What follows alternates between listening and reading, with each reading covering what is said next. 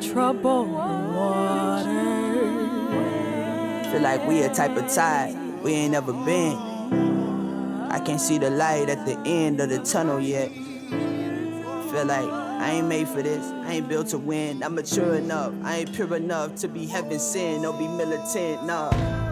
Feel like I ain't Dr. King of another heaven yet. So don't look to me, I can't carry it. Man, I'm probably closer to a scary yet. Fighting out my fears, I still carry tears. Looking for a home for 400 years. So inside my bones, Lord, I gotta know if I'm by myself that I'm not alone. Looking at my feet, standing on the shoulders of my father's dreams and my mama's groans. Product of their hopes they can never reach. Only see it looking through a telescope. Lord, I gotta know if we gotta go, that you got our feet. Help us keep the course that you gonna bring. Every single force, every angel in the sky making noise, every man, woman, child, every source all around the world, lifting every voice and sing till earth and heaven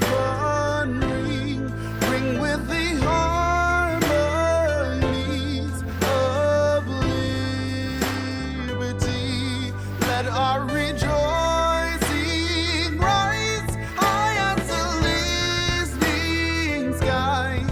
Let it resound loud as a rolling sea. Sing a song full of the faith that the dark past has taught us. Sing a song full of the hope that the present has brought.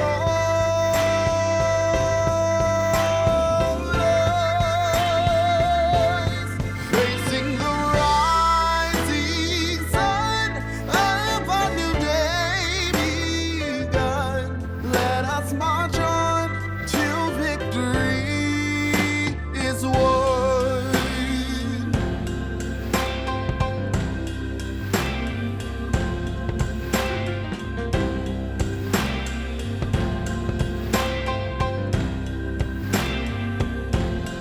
God of our wearies, God of our silent tears, thou who hast brought us thus far on the way, thou who hast by thy might led us into the light, keep us forever in the path we pray. Bless our feet, Straight from the places, our God, where we met thee, bless our hearts. drunk with the wine of the world, we forget thee. Shadowed beneath thy hand, may we forever stand. True to our God, true to our native land.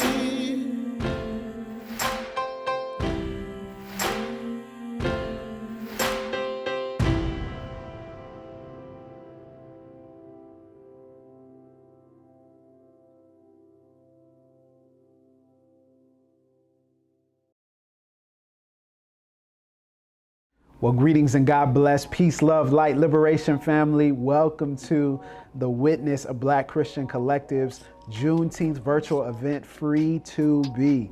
Last year, we started this tradition of coming together as Black Christians to celebrate freedom in our souls and our bodies. And for those of you who don't know me, my name is Tyler Burns, and I have the privilege of leading the Witness, a Black Christian Collective. And here at the Witness, we like to say we encourage, educate, and empower Black Christians to be free in our souls and our bodies. That means that we want to proclaim the truth of Jesus and reclaim the lost and stolen parts of our Black identities. So I want to say to Black Christians, you are welcome here. We are excited to celebrate with you, commemorate with you, and also sit in complex, complicated emotions as well. As you know, last year we started this trend of coming together, but this year it feels a little bit different because Juneteenth has just been declared as an official national holiday in the United States. This brings with it so many complex, complicated feelings. It also brings with it a little bit of uncertainty. And all that is welcome here. I want to hold space for everyone who is feeling the complicated, complex emotions of celebration, of angst, of anguish, of frustration, whatever it may be, it's welcome here. We believe that God desires us to walk in freedom, not just simply in our souls, but in our lived realities as well. We believe in an integrated gospel, connected, embodied theology. So as a result, you're going to see some incredible things today that hopefully will encourage you and uplift you, give you the strength to continue on. We're going to have some worship, some creative conversations, and yes, some special guests that are going to help us to dream and imagine what it looks like for us to have true Black Christian freedom. And so I hope you stay tuned and you have an expectant heart. But before we get into it, let me go ahead and pray for us, because we want to always invite the Spirit of God to be in this place, whether physical or virtual. God in heaven, we ask that you would be with us, that you would set us free holistically, that we would be able to live in everything you have called for us to live into, do everything you've called for us to do, have everything you've called for us to have. And I pray for Black Christians who are feeling complex emotions. I pray that this will be a time of encouragement and uplift for them, that they would be able to walk in it and do whatever you have called for them to do. And also feel like they're seen. Also feel like there's a God in heaven who sees, knows, and loves. We thank you for this and ask your Spirit to abide here. In Jesus' name, amen, amen. Well, before we get into our program, I do want to frame something and tell you that we're going to be blessed in worship today by the City of Truth worship team from the City of Truth Church in Kansas City. And I'm going to tell you, it's a phenomenal church, vibrant church, hopping church, led by two of my friends, Pastor Armour and Jessica Stevenson. And I've known them for about a decade, look up to them, follow them, learn so much from them, and I am proud and privileged to call them friends. And so if you are looking for a virtual church, check out City of Truth Church, young, vibrant, Black, phenomenal church. And they are going to bless us in worship today. So get ready. I hope your mind is filled with knowledge and it's also renewed. I hope your soul is enriched and your body is valued as you continue to walk in holistic freedom. It's Freedom Day, y'all. Happy Juneteenth.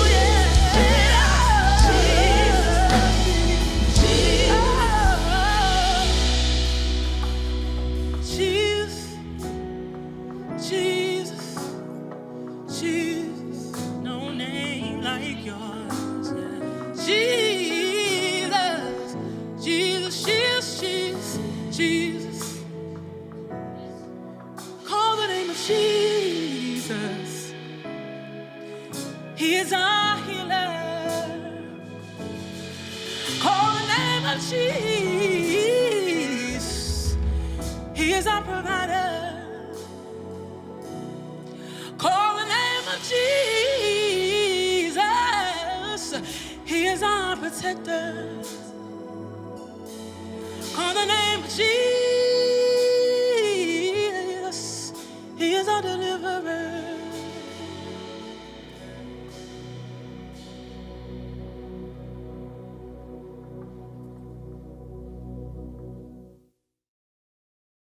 I'm Adam Keeley in Fort Myers, Florida, and you're watching Free to Be, powered by The Witness, a Black Christian collective. Every year, Black communities and families pause to recognize this oldest commemoration of the end of slavery, a celebration called Juneteenth. But in 2021, many of us are still unaware of its history. Centuries ago, enslaved Africans were viciously abducted and trafficked to these shores. After being sold as property, dehumanized, and treated like animals by wicked slaveholders, our people were desperate for freedom. In the middle of the Civil War, a conflict fought over the right to own Black bodies. President Abraham Lincoln issued an executive proclamation declaring that enslaved Africans were to be freed, effective on January 1st, 1863. Without a communication mechanism to hear this for themselves, our people were unaware of this proclamation until June 19th, 1865.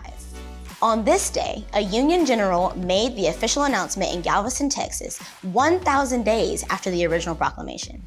Originally, we used spiritual language to describe this day, calling it Jubilee Day. But as we are known to do, Black people flipped the language to embody the concept with a little bit more flair, renaming our Freedom Day Juneteenth. From 1866 until now, celebrations have been scattered throughout the country to recognize our Independence Day.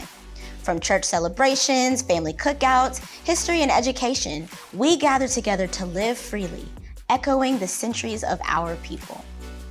Juneteenth matters. It should be a national holiday. Yes, it is the oldest celebration of the end of slavery in the United States, but it is so much more than just a day. Juneteenth is an exercise in memory. Though slavery is something we would like to forget, our ancestors persevered for a free future many of them would never see. Like the saints in the Holy Scriptures, they believed the promise of liberty and justice would one day be true for them. Juneteenth is a day to remember them and their tireless pursuit of freedom for us. As our founder, Jemar Tisby, has beautifully written, commemorating Juneteenth as a national holiday would both amplify the agency of Black people in securing the end of race-based chattel slavery, while also motivating present-day activism for securing the full independence and equality of all people.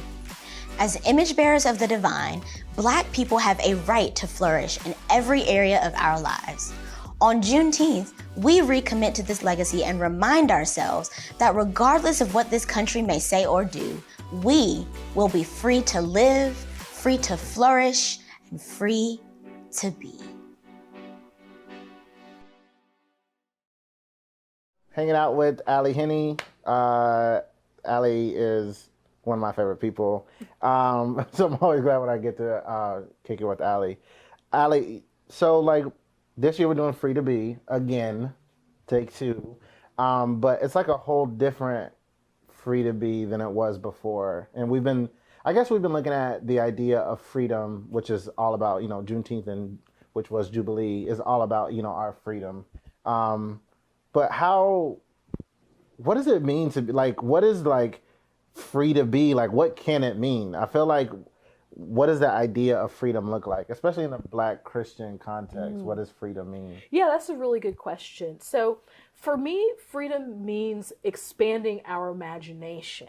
So sometimes I think that Black people in particular, but Black Christians even specifically, we put ourselves in boxes and we say that, well, we can only think this certain way. We can only move through the world in a certain way.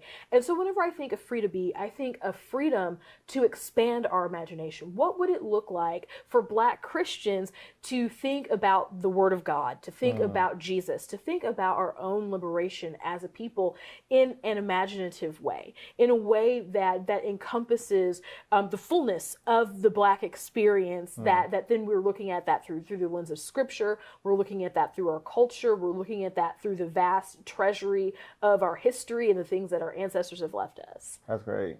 That's like so wild to think about though, because as a culture, we are wildly imaginative. We really like are. in clothes and food and you know what I mean? Like on and on and on and on. We're crazy imaginative, and then it kind of falls flat in other areas, like where we're just like, oh, we're gonna leave that at the door, and then just like whatever. That's a wild thing to think about. How does it? Because I mean, I think you embody this with your work, and you've brought it to the witness. But like, how have you been able to merge those two worlds together? How have you been able to learn to bring your whole self into that, like that imagination and sort of that just like you've made up words and trends and hashtags and things like that. So how have you been able to bring those two worlds together personally? Do you feel like? Yeah, well, in the work that I do with the witness specifically, Yeah. I've really tried to think outside of the box and try to think outside of just kind of the normative cliches and what would it mean, where the line is, like where we say, oh, well, you know, we couldn't possibly do that, or we couldn't possibly, can Christians think this way? Should Christians think this way? I've taken that and said, well, why can't we? What prevents us? What's preventing us from thinking about our own liberation? What is preventing us from thinking about our relationship with Christ? What's keeping us from thinking about the Scripture in an expansive way? Like, where is the line? And then how can we push that line? And maybe we push the line and we get into something that's like, ooh, no, we don't want none of that. like we don't want that energy. Right. Like that's bad energy. That's not good. But then what does it look like to expand the lines of our theology and say, what could be possible? What's possible? So an example of that I think about the work of Christ on the cross. Typically a lot of Christians, a lot of Black Christians, think of the work of Jesus as, you know, Jesus came and he died for our sins, and they think, you know, John 3:16, and that's great, that's wonderful. But I don't take credit for coming up with this at all. There are, you know, forefathers and foremothers who have thought of this. I'm just standing on their shoulders. Yeah. But what does it look like to think of the work that Christ did on the cross, to think of who he was in his historical frame as being a man who was punished and who was lynched by the state? And what does that then mean for Black Christians? So we can sit and say, you know, yes, he saved my soul, he saved whatever, but what does that mean for us now? What does that mean for us, not just in the sweet by and by, which is wonderful, which is great, we need to think about that, but what does that look for us now? And then how does that inform how we move through the world now? And so, like James Cone in God of the Oppressed, and in Black theology and Black power, and also in a Black theology of liberation, he touches on this some. I believe that M. Sean Copeland, I believe that she touches on this some, specifically with the Eucharist, with communion, in enfleshing freedom. And so I say all that to say that I think that there is so much out there that Black Christians have kind of, it's like we're afraid of breaking something. We will break the rules of music. Yeah. We will break the rules of fashion. We will break the rules or whatever, but there's still something in the Black Christian mind that says, oh no, we're gonna somehow like break theology. Like you can't break God. God is all being, all knowing, all powerful. And so I don't think that he's offended by us using the imagination that he gave us, using our sanctified imagination to imagine possibilities for our own liberation. Yeah. Whom the Son sets free is free indeed. So let's set ourselves free. I like that. As you know, I do comedy and stuff like that. And I also feel like I get nervous sometimes when I'm like, where's the line? And I don't want to, you know, people to be offended because, you know, at the end of the day, I do love the Lord and I love the word, you know what I mean? And as we explore what it looks like to incorporate our imagination and our rights into theology and all these things, yeah, it's a quite a journey. So I appreciate that inspiration. It's real motivational.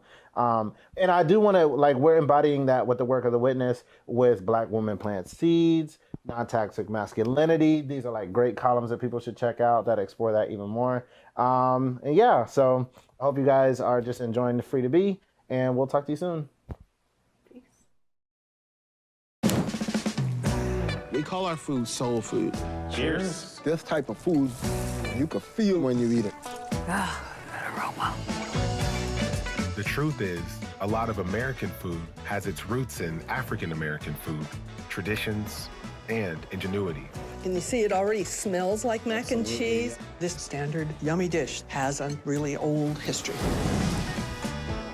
I'm Steven Satterfield, and I'm on a journey to uncover the stories of African-American food and meet the new generation preserving our history.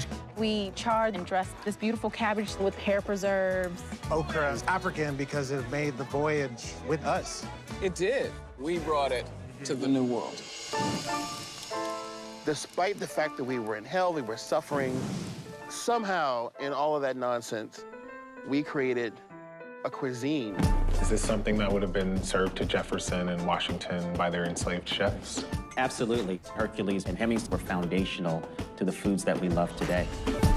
When you understand your history and understand where you come from, that understanding gives you purpose. Trying to keep the culture going is a blessing. Your turnip greens have transported me back in time. We have a deep tradition that you're honoring in a place like this. But our legacy isn't found in statues or history books. It lives on in the people who guard the gates of our culture.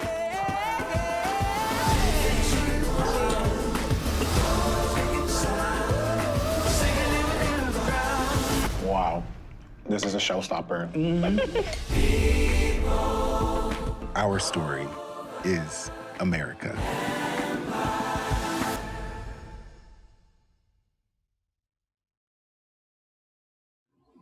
Well, greetings and God bless. Welcome to another live-ish episode of Pass the Mic, Dynamic Voices for a Diverse Church. We are, of course, powered by the Witness, a Black Christian collective. I'm your host, Tyler Burns. You can follow me on Twitter and Instagram. Please don't forget about the gram, @BurnsClan. Follow at your own risk.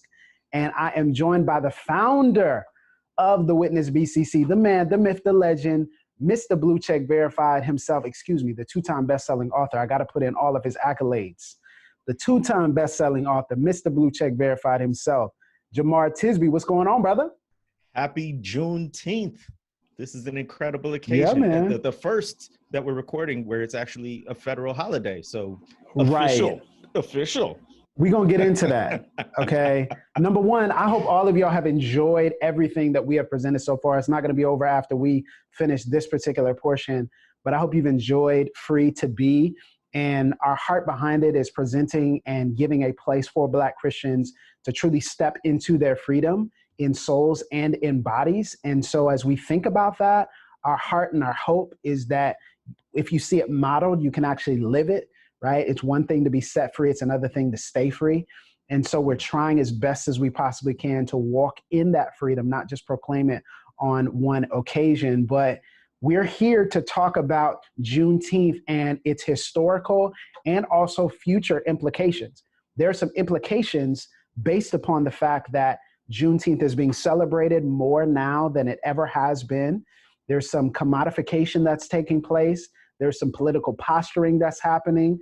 There's a lot of what we ask for versus what y'all say y'all gonna give. We're gonna get into all that because, bro, this is significant, right? Talk about the history of this. Talk about the history. Right. So a lot of what's happening right now is Juneteenth explainers. In the last year, it's really incredible how much momentum this has picked up. But I would imagine most people at this point know Juneteenth is a mashup of the words June and 19th. It is the short version is it's the day in 1865 when enslaved Black people in Galveston, Texas, learned of their emancipation. Now there's a little bit more to it. Can I geek out for a second? Go ahead. Roots. Go ahead, Mr. Roots. So Major General Gordon Granger, who was stationed in Louisiana, took over Union forces in Texas. And early in his arrival is when he gave the announcement. And it's General Order Number 3. And I want to read General Order Number 3. It's just a paragraph. And it says, "The people of Texas are informed that in accordance with a proclamation from the Executive of the United States, all slaves are free. This involves an absolute equality of personal rights and rights of property between former masters and slaves, and the connection heretofore existing between them becomes that between employer and hired labor.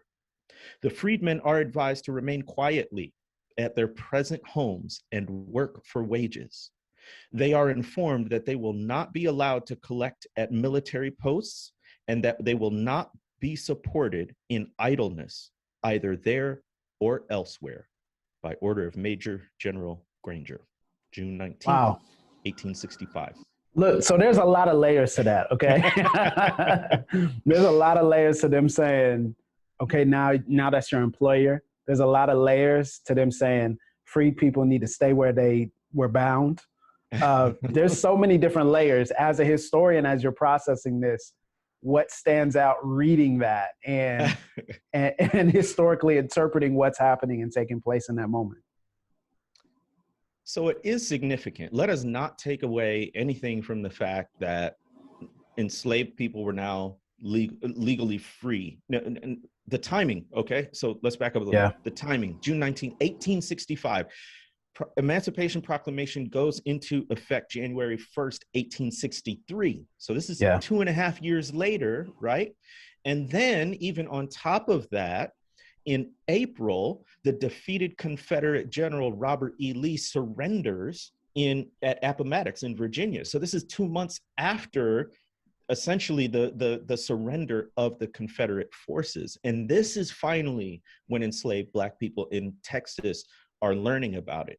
But then you get to the actual general order and you can feel the fear from white people, right? Like even Union forces. So this talks about what I would call the uneven support of the Union, Northern white people, and abolitionists, right? Because just because you wanted to abolish slavery did not mean you wanted Black equality. So this is how it shows up in the language. It says essentially, it's important that they talked about absolute equality of personal rights and property. That's significant, right? That's significant. So it's not just freedom, but it's equality. But as is the case throughout US history, they were hedging on freedom for Black people. And they went and they said, you are advised to remain quietly at your present homes and work for wages. In other words, keep working for now your former slaveholder, but do so for wages. Can you imagine?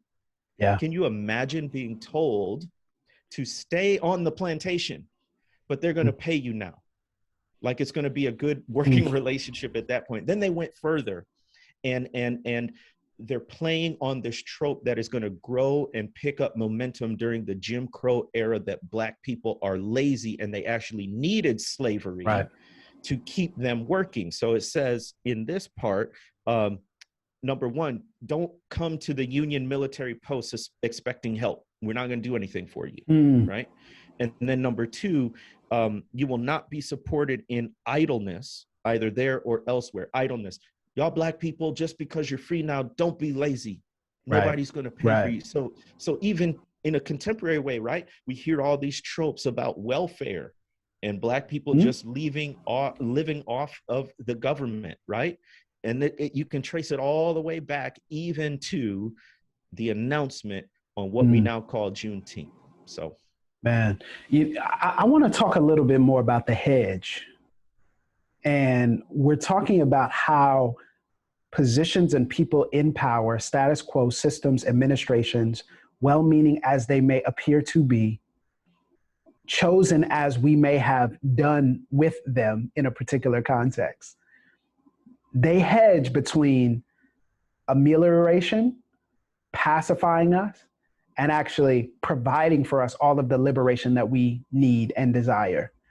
And it's in that space where I think many of us find ourselves, right? Because I think there's becoming a consensus, as we've been talking about Leave Loud and some of the other things, there's coming to a consensus that many Black Christians, perhaps more than have been in the past few years, 5-6 years, are saying now is a time to leave, to exit, not just quietly, but to truly leave loud towards spaces of freedom, healing, and wholeness. But what happens when you're declared to be free, or you make the declaration of freedom, and freedom is not actually realized in your life? And so I think a lot of us are in this in this Juneteenth. Last year, it felt like it was a refreshing celebration. It felt like it was like water on our souls in the midst of a pandemic, after, racial terror, all these things that were happening. It felt like Juneteenth was a celebratory occasion. Now it feels celebratory, but it also feels commodified and polluted, and it feels like there are a lot of people whose hands are in it that we didn't want, and a lot of people who are celebrating that we didn't ask. And so now we're asking the question, did this holiday get gentrified? Did we actually work backwards, right? And I think it's in the hedge, in that middle portion between being delivered and actually staying free, actually walking in that deliverance, that a lot of us find ourselves. And it's quite similar to how enslaved Africans found themselves right after, because they weren't entering into a place of fully realized freedom. They were entering into a place of being marginalized in more creative ways. Right. And so I think it's incumbent upon us to say, as Black Christians, as those who are committed to the call of Christ and walking in full and total freedom holistically, we now have to prepare for the hedge.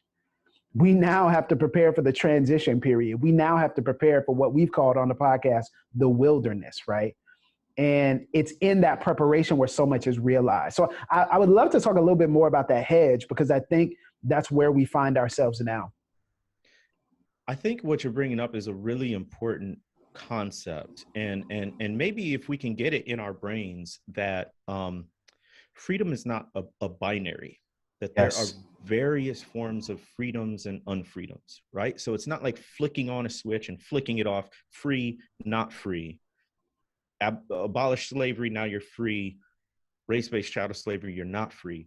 It's not just a light switch that you flick on and flick off. It's more like a dimmer switch.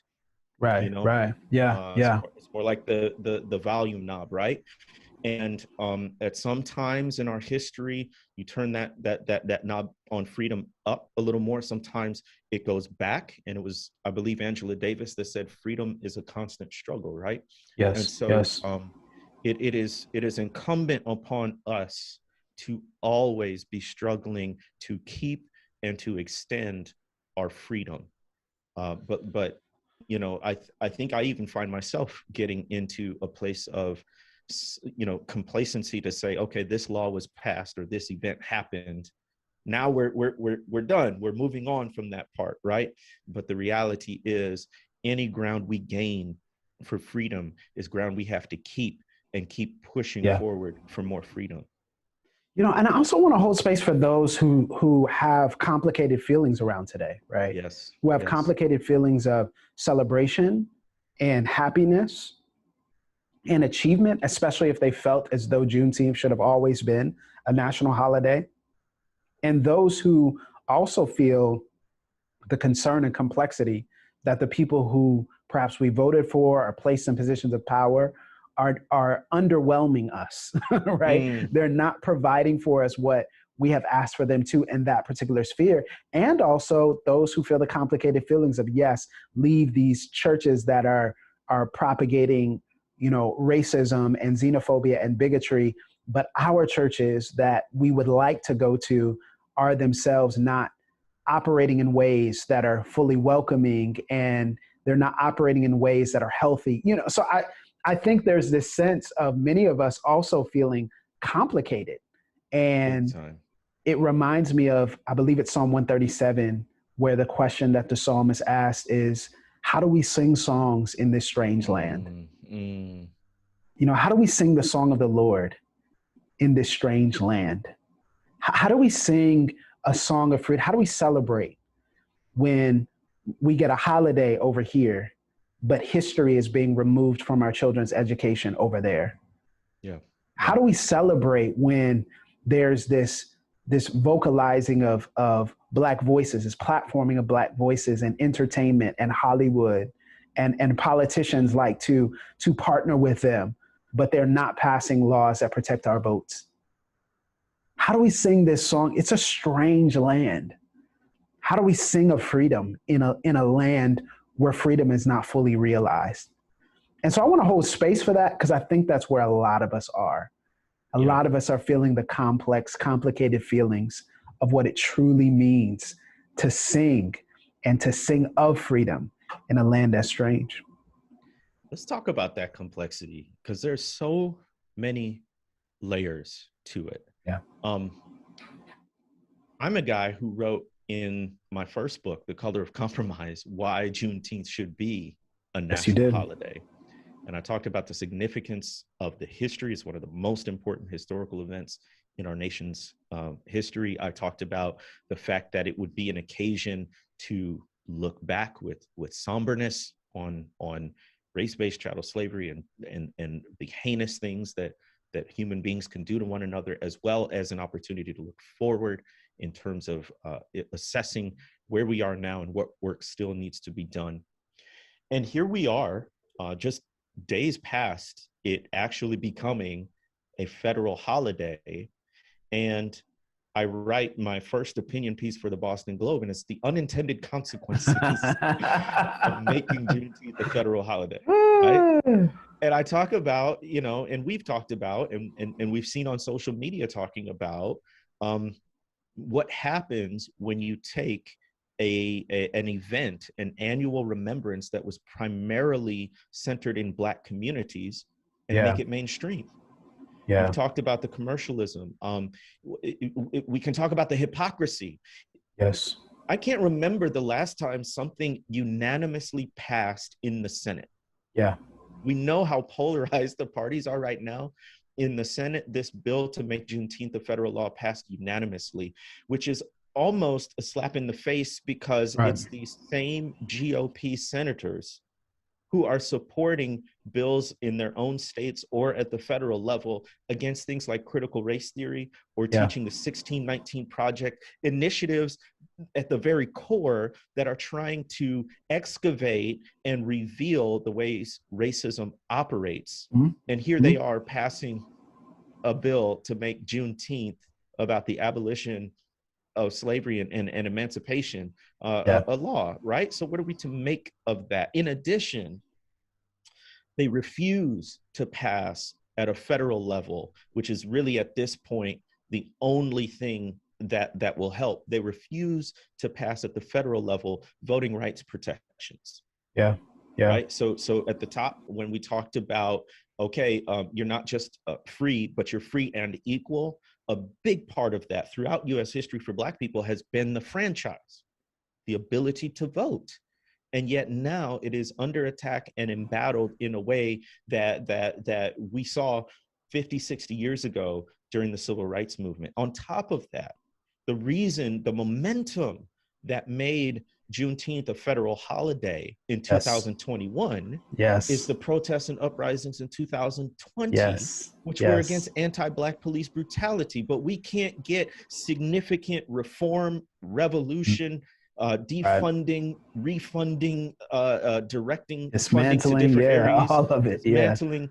We can't reimagine public safety, because the very people who are voting for Juneteenth to be a federal holiday refuse to see the deeper, and it's a question of freedom, like you were saying before, right? Like, it is a question of freedom. Yes, race-based chattel slavery was abolished, which actually took a constitutional amendment, the 13th Amendment, to actually legally abolish slavery. But of course, we know there was the clause in there that said, unless you were convicted of a crime, right? Which led to things like convict leasing and other forms of unfree labor. So in the midst of all of that, again, it's not a light switch. You're free, you're not free. There are ways that Black people are still not free.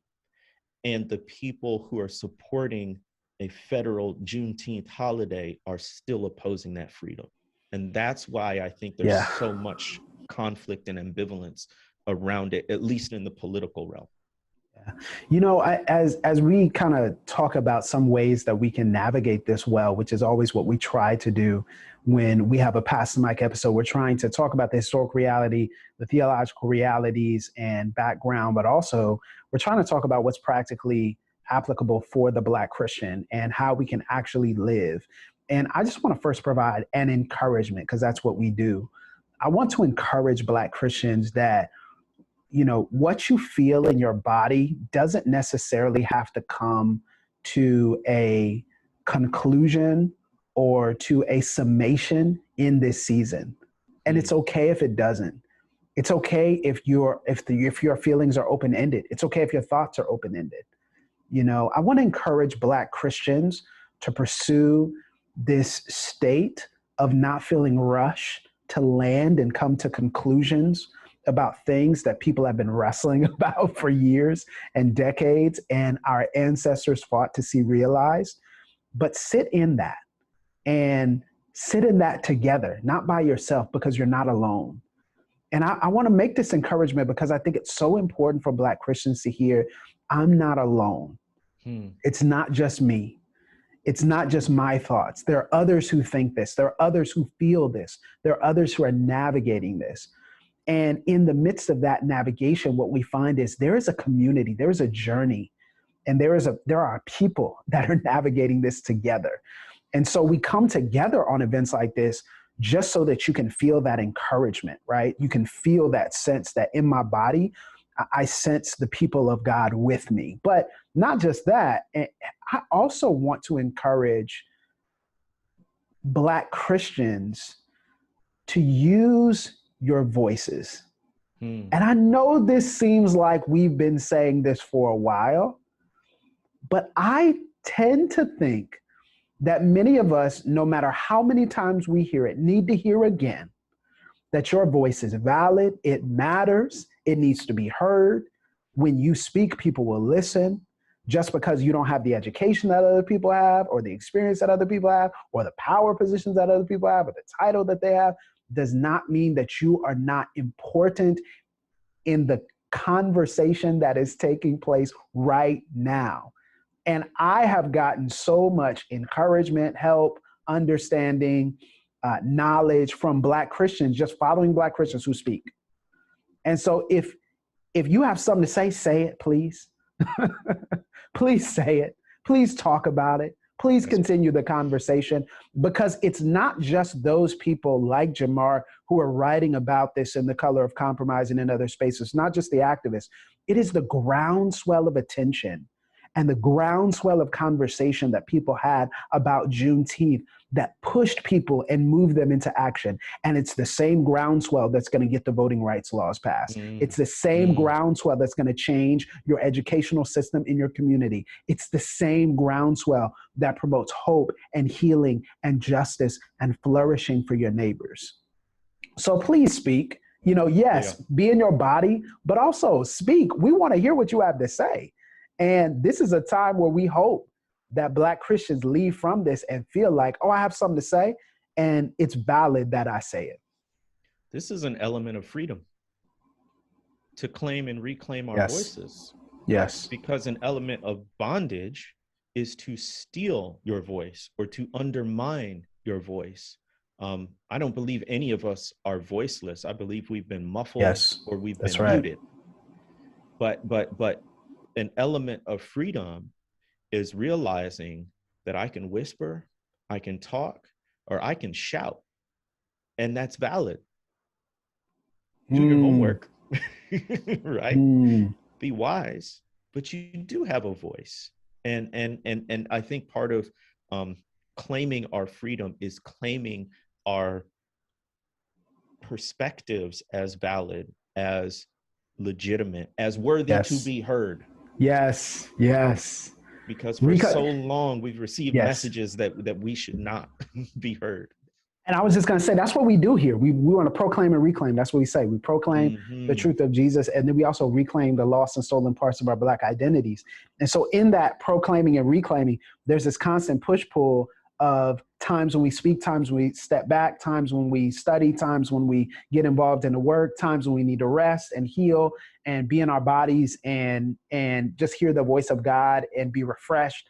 All of the above. I just want to say, I believe I am stunned by how many people I talk to, how many Black Christians who are so gifted, so capable, so powerful, so right now for this moment, who question whether or not anybody will listen to what they have to say. And I don't know why I feel led, but I just feel led to tell you, go ahead and say it. Just go ahead and do it. Go ahead and write that article. Go ahead and start that podcast. Go ahead and send that email. Go ahead and set up that meeting. Go ahead and start that venture. And again, there's something in me that says someone came to this needing to hear, just do it. We need it. Your people are waiting for it. Prophets are never popular. So Come on. There's an element of counting the cost, right? Like just because you claim and reclaim your voice doesn't mean people will hear you. Those are two different things, right?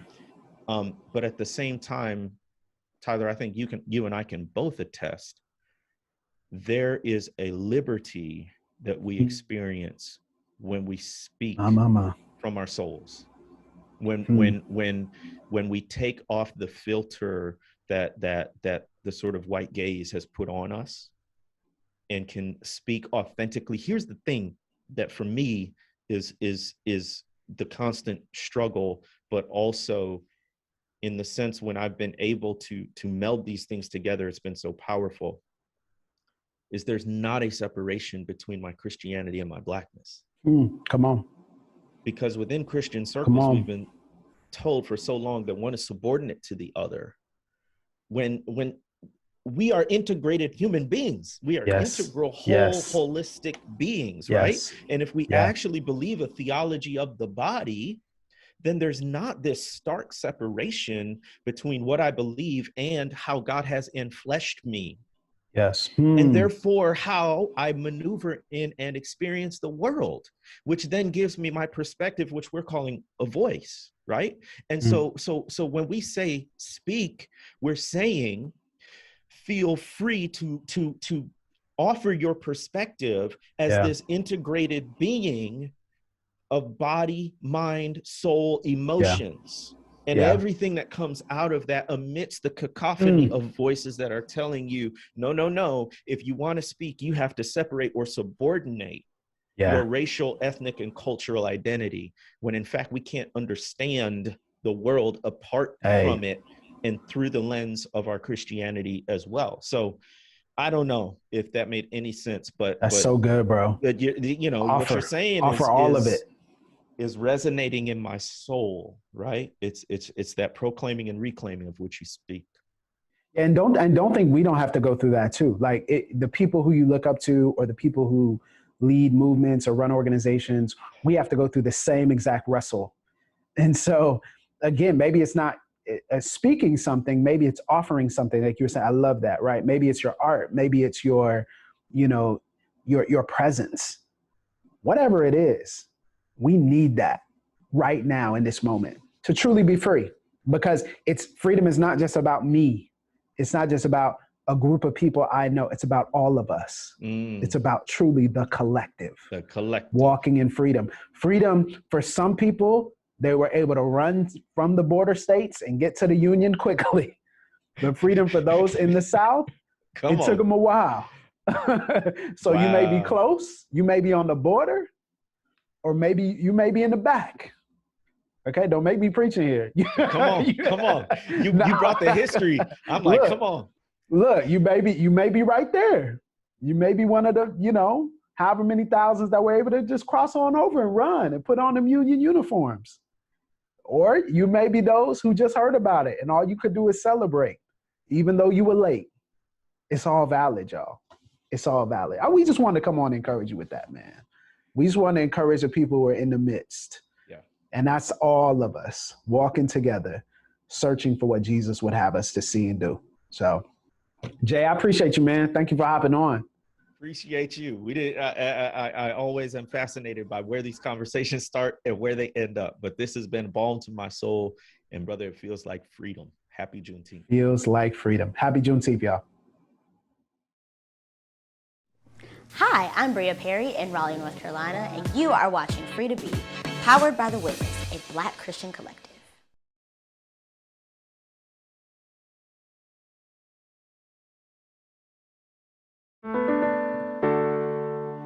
How is Aretha doing? Aretha's doing all right. Just all right. Singing is sacred. And you shouldn't do it just because somebody wants you to. What's most important is that you are treated with dignity and respect. You're special, Ree. You have a talent they call genius. You better think about what you're trying to do to me.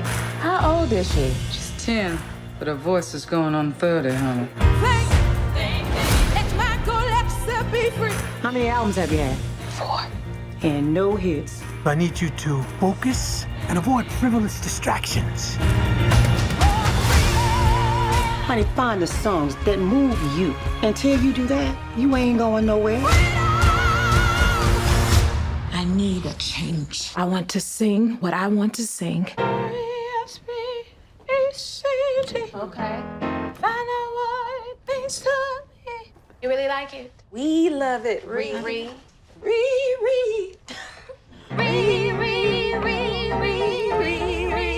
It's really good. I got a single by this new chick named Aretha Franklin. To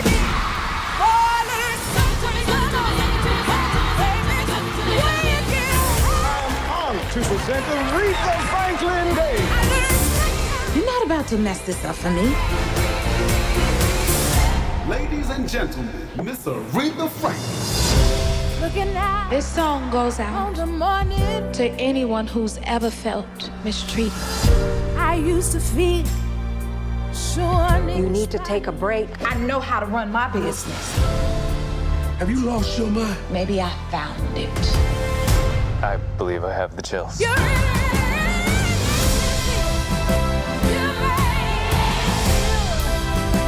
you see what she is?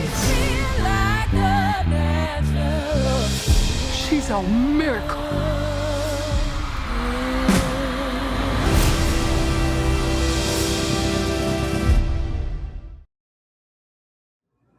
Well, it is my honor to welcome to this Juneteenth Free to Be event my colleague, the executive director of the Witness Foundation, the Reverend Dr. Shannon Polk. Shannon, it's so good to be on with you. It's good to be on with you too, Tyler. What's happening? Listen, Shannon. We actually get to meet each other face to face. You know, we actually haven't been face to face or in the same room, man. That's what I was going to say, because Shannon and I have gotten really close in a short period of time, but we have never met each other in person, face to face. And she has been doing a phenomenal job with the Witness Foundation. About eight or so months ago, in October of last year, we officially launched the Witness Foundation, and Shannon and her team have been leading us so well in the philanthropy space. And the first project that they're on is the Witness Fellowship program, where they're looking for, and they were looking for, I should say, which is great, 5 Black Christian leaders. And we have so many exciting things to announce about that, so that they could give $100,000 to them over the course of 2 years. This is big. It's huge, Shannon. During a pandemic? Come on now. During a pandemic, Doc? Okay, yeah. It is a big deal. It's a big deal. But, you know, one of the things that one of our team members kept reminding me is that we serve a generous God. We serve a very generous God, and we can't have a scarcity mindset, even though we're in the middle of this very tragic event that's happening globally, but to always remember that God always provides, and to keep that in the forefront. And so at times when I was like, are we going to do this? Is this going to happen? I was like, wait, hold up. God hasn't changed. Things may have changed for me. Things have not changed for the Lord I serve. So that's my Pentecostal. That's my Pentecostal sister. Okay, right? That's that. It's rising up. I feel it. The faith, the gift of faith. I love it. It's so amazing that Jamar really put out this challenge for us to raise $500,000 in the Will You Be a Witness campaign. It was an audacious goal, it was a bold goal, but just as you said, we had this mentality. All 3 of us kind of came together and said, God can do this. And we believe that our audience will respond, and that the people, many of whom are watching right now, will be able to latch on to this vision, and will be able to join us and link arms with us, both figuratively and literally as well, to fund these fellows, and also the overarching mission of the Witnessing. How do we do, Shannon? How do we do in the Will You Be a Witness campaign? Man, let me tell you what, as we like to say in that Pentecostal tradition, God showed up and he showed out. We Come on. met our goal. So you're talking about starting in October of 2020 in the middle of a pandemic. And then by May 1st, we had raised $500,000. Wow.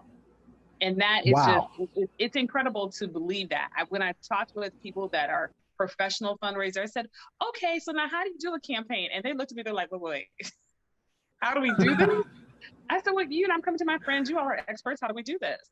And they looked at me like, well, I hope you make it, but this is how it's supposed to go, right? And I'm just so excited to say that what we did was we reached out to folks and said, will you give? We have a program that people felt passionate about, a mission that people connected to. You know, we were talking and I said, you know, people hear about us through Pass the Mic. That's the doorway for folks. They listen to you, they listen to Jamar, they're like, they're doing what? What is this? How can I be connected? Because people want to be connected to what God is doing.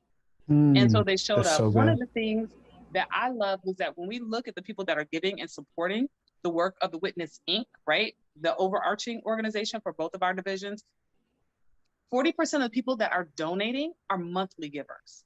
Wow. That means that they're putting us in their monthly budget. And that to me speaks volumes about the work that we do, but also about their faithfulness. We refer to them as the faithful witness.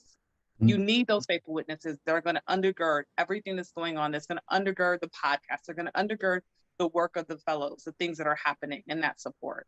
And so I'm just blessed. And what we found out when we were looking at that data is that 95% of the people that give to us are individuals, families, single people that are giving.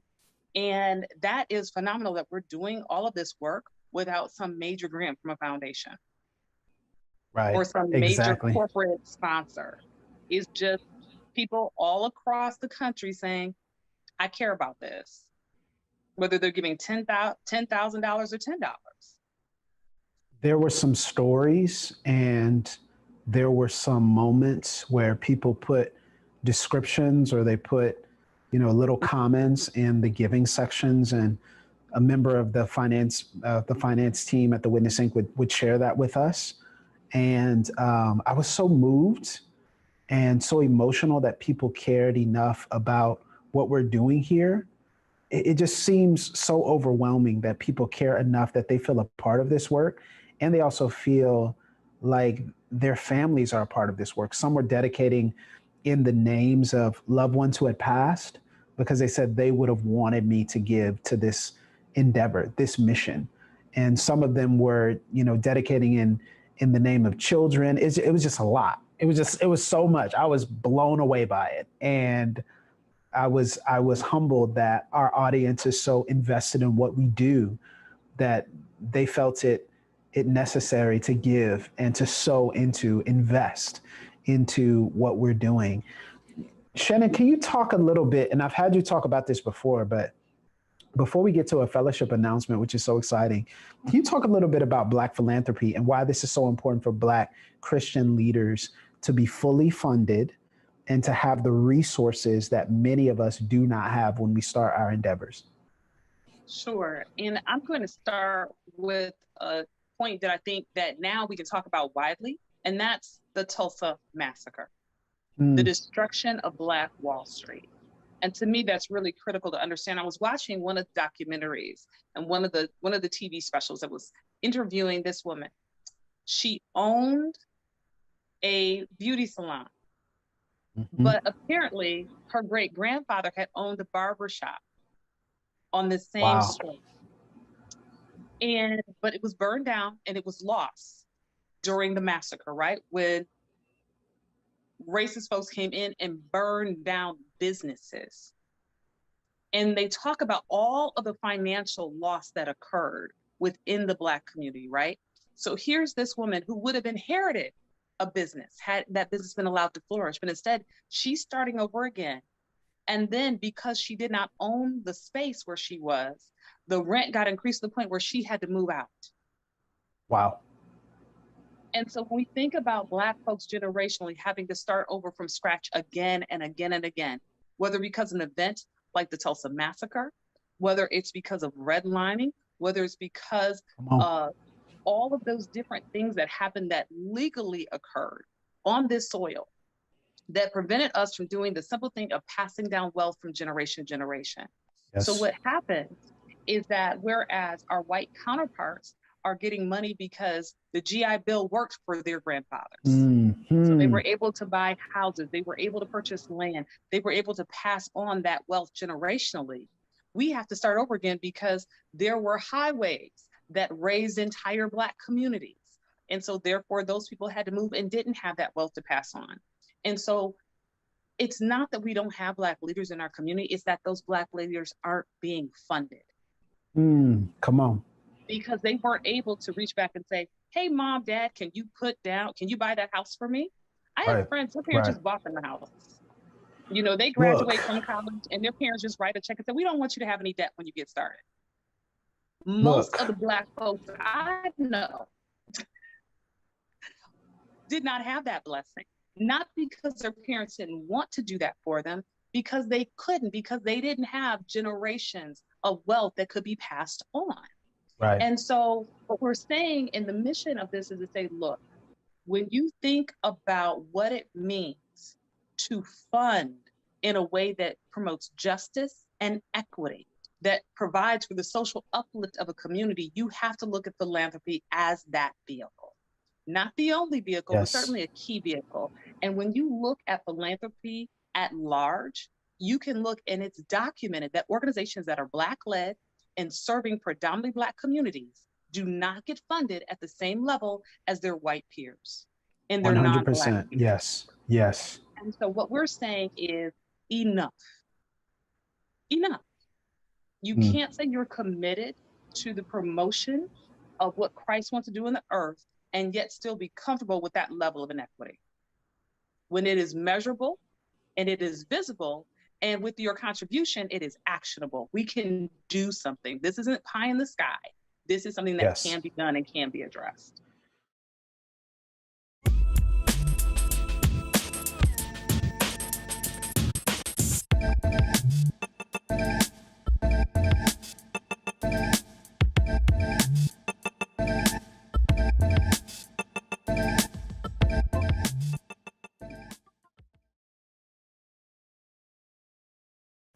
Hey everyone!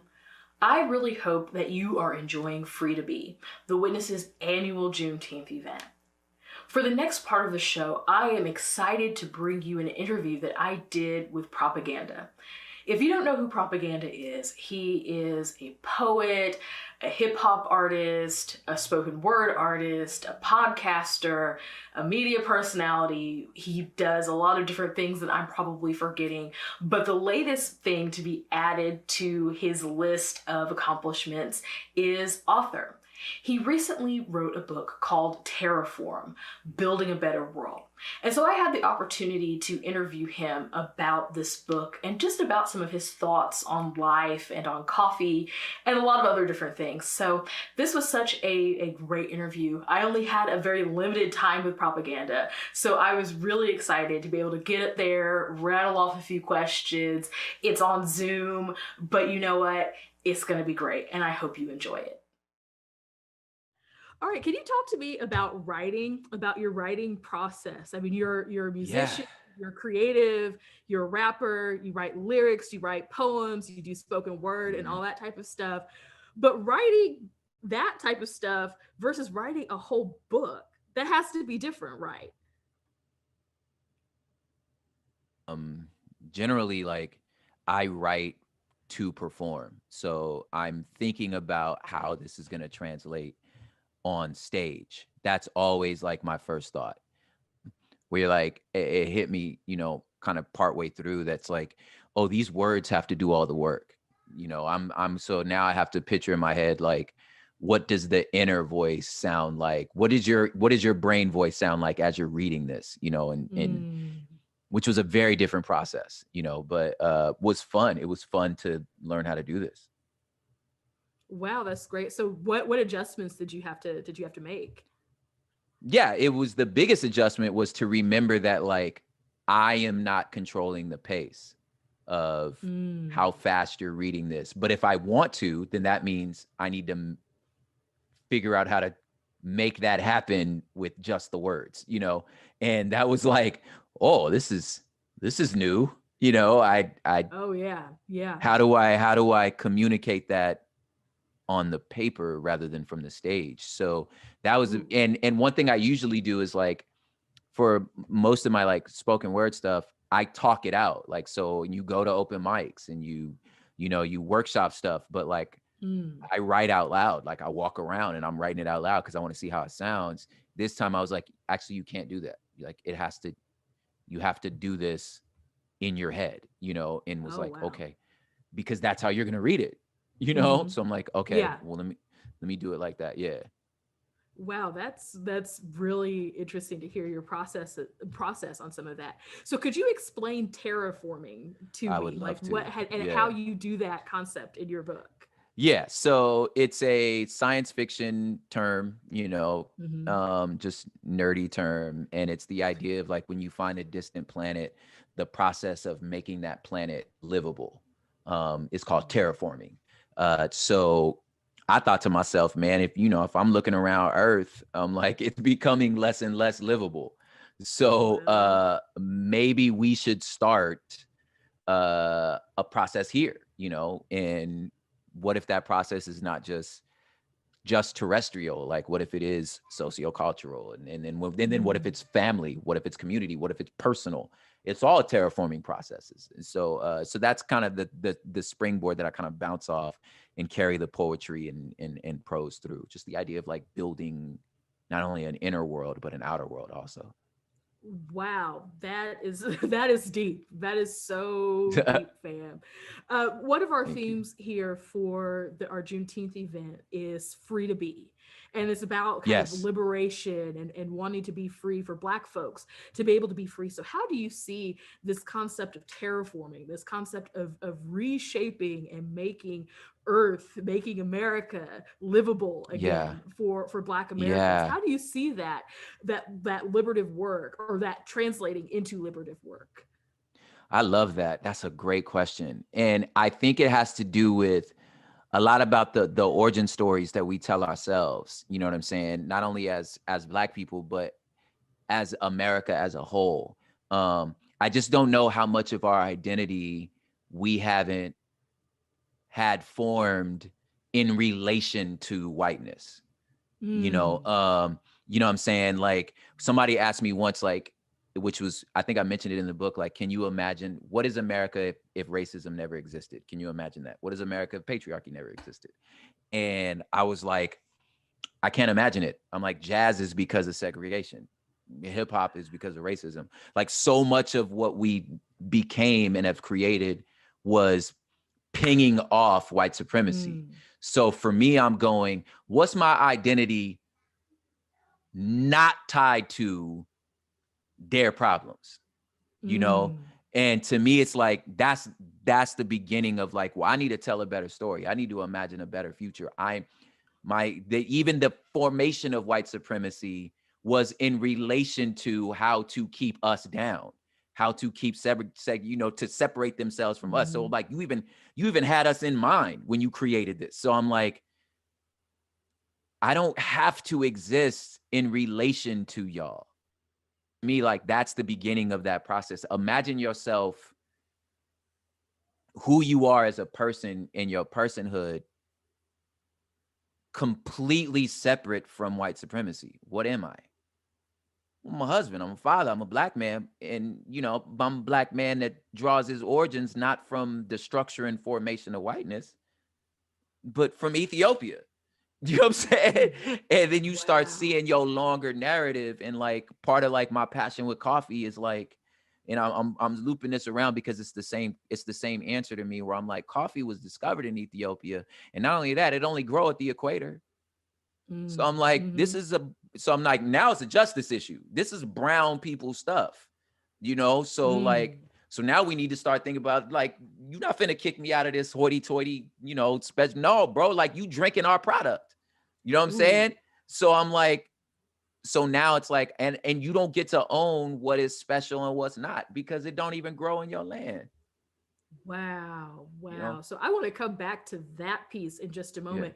But Okay. you said something about imagination, and that was actually one of the questions I had for you. Dope. So Yeah. you're talking here about imagination and us Mhm. trying to imagine ourselves outside of whiteness. And how difficult that can be, because some of our Yeah. culture maybe wouldn't exist if it weren't for us responding to our oppression. So Yeah. jazz exists because of Yeah. segregation. The Yeah. blues exists because of lynching. We Yes. have all of these creative expressions that exist. Toni Morrison wrote, she Yeah. wrote not to create a world that responded to whiteness necessarily, Yeah. but she wrote a lot of her writings and stuff deal with some of those themes that come Mhm. from anti-blackness, that come Yeah. from colorism, that come from all those things. Mhm. And then you're saying here, well, how do we imagine ourselves Mhm. as more than that, and in a different space than that? So my Yeah. question for you is, what are some steps that Black people can take, that us maybe as individuals or as a people can take to cultivate our imagination? Man, I love that. I am one that like, you know, as somebody that just loves culture, like look for parallels. I found a lot of like inspiration into like how to start this imagination from Native American culture and tribes, in that, you know, the way that like they've been able to carry their cosmology and worldview even into now, you know, despite just the purposeful ratification of them, you know. They're just one idea is like their idea. They're like, we still just don't believe humans can own land because they didn't make it. Like, it's not, you want to buy this land, it's not mine to sell. You know what I'm saying? Like, you know, that still is baked into their, so they're like, they never lost that like tie to that. You know what I'm saying? So, you know, obviously there's no one-to-one, you really can't make one-to-ones, but just this like idea of going, huh, so you kept your cosmology. You know what I'm saying? And I'm like, that's interesting. You know, so I think one thing for Black people to do is like, yeah, like don't lie to yourself about the fact that like, yeah, we as Black Americans, we are not Africans.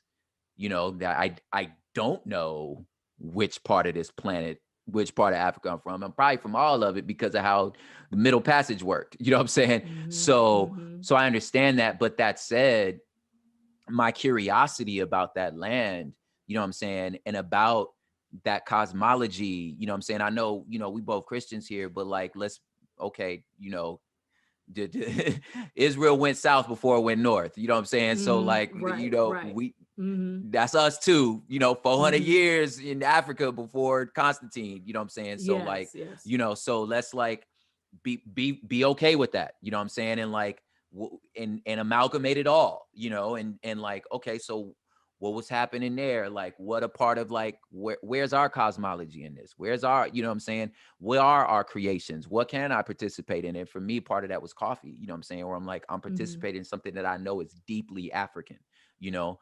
And then how culture works, moving that forward. What am I carrying forward? For me, the dreadlocks, I could see you, you know, you got your natural hair growing. Like, that's you having that imagination and just being like, this is who we are, you know, and you just continue to participate in it and continue to like think about the diaspora, like be curious about Haiti, be curious about the Dominican Republic, be curious about Honduras, and just, you know, everywhere that we landed, and just and amalgamate it into your imagination and just be like, these are ways that we've survived everywhere, you know, and continue to bring that into your home, you know, and hearken to it all, because the truth is we are all of it, you know. Wow, that's great. So how do you see creativity playing into that? The imagination part of like, you know, if I take a DNA test, I mean, like, what is that really going to tell me, except that, man, y'all really did just throw us on a boat and we, you know what I'm saying? Like, so that's not really going, but I'm interested in like, what is the Fulani, you know what I mean? And like, let me imagine like, what would we have been if we had flourished, if there wasn't like, you know, and like, what is an uninterrupted narrative, and how would like a modern, and in some places you have that, like thinking of like modern day Ghana, like use that, you know what I'm saying, and continue to be creative and just imagine, you know what I'm saying, and like, and I think that like before that, creativity comes from, in a lot of ways, the freedom to imagine. Like if you don't feel you're free to do that, one, because it's like, I mean, somebody got to pay the light bill. I get it. You know what I'm saying? Yeah. You know, so there's like working for the margin, working, to, your Maslow's hierarchy of needs, you know what I'm saying? But I would say even in that, like, don't stop dreaming. Even when you are just like working on survival, like practice dreaming, even while you're trying to survive, Wow, that's great. So thank you so much for that. The last question that I want to ask you before we go, because we're running out of time here. But you mentioned coffee several times. So could you tell me, how does coffee play into all of this? Whew. Coffee is, I don't know if you can see in the background, but of course I'm just like,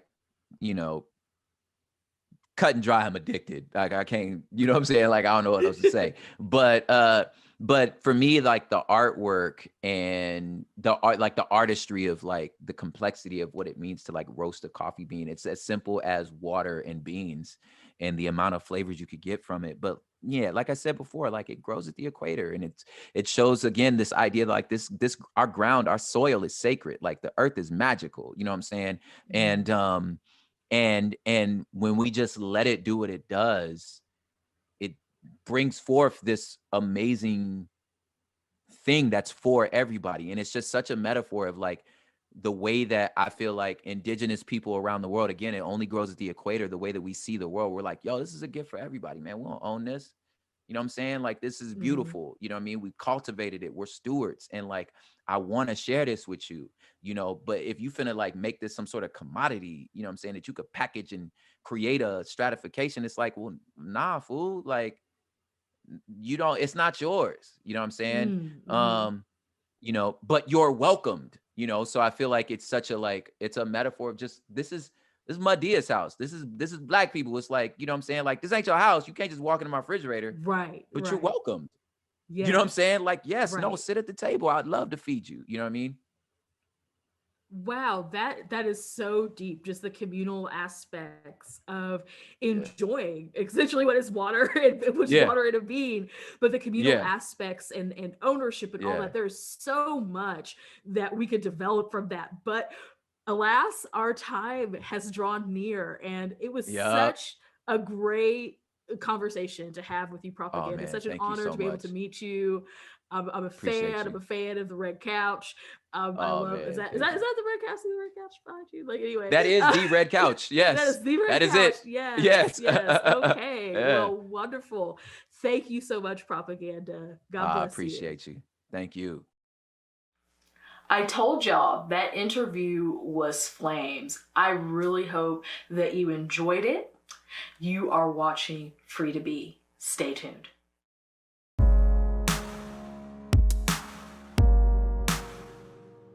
Our past is full of untold stories, untold joys, untold triumphs, untold victory, untold defeat. Behind every picture is an untold story of rejoicing, of fear, of attainment, of failure. We often focus on the exceptional achievements of exceptional people. But what if we started to see Black history as the everyday accomplishments of regular people? What if we took our heroes off a pedestal and looked at them like ordinary folks? Our history is more than trivia about our accomplishments. Each generation breaks boundaries as they are pushed forward by those who came before. Our past is full of untold stories, but we will tell them. I'm Adam Keeley in Fort Myers, Florida, and you're watching Free to Be, powered by The Witness, a Black Christian collective. Wow.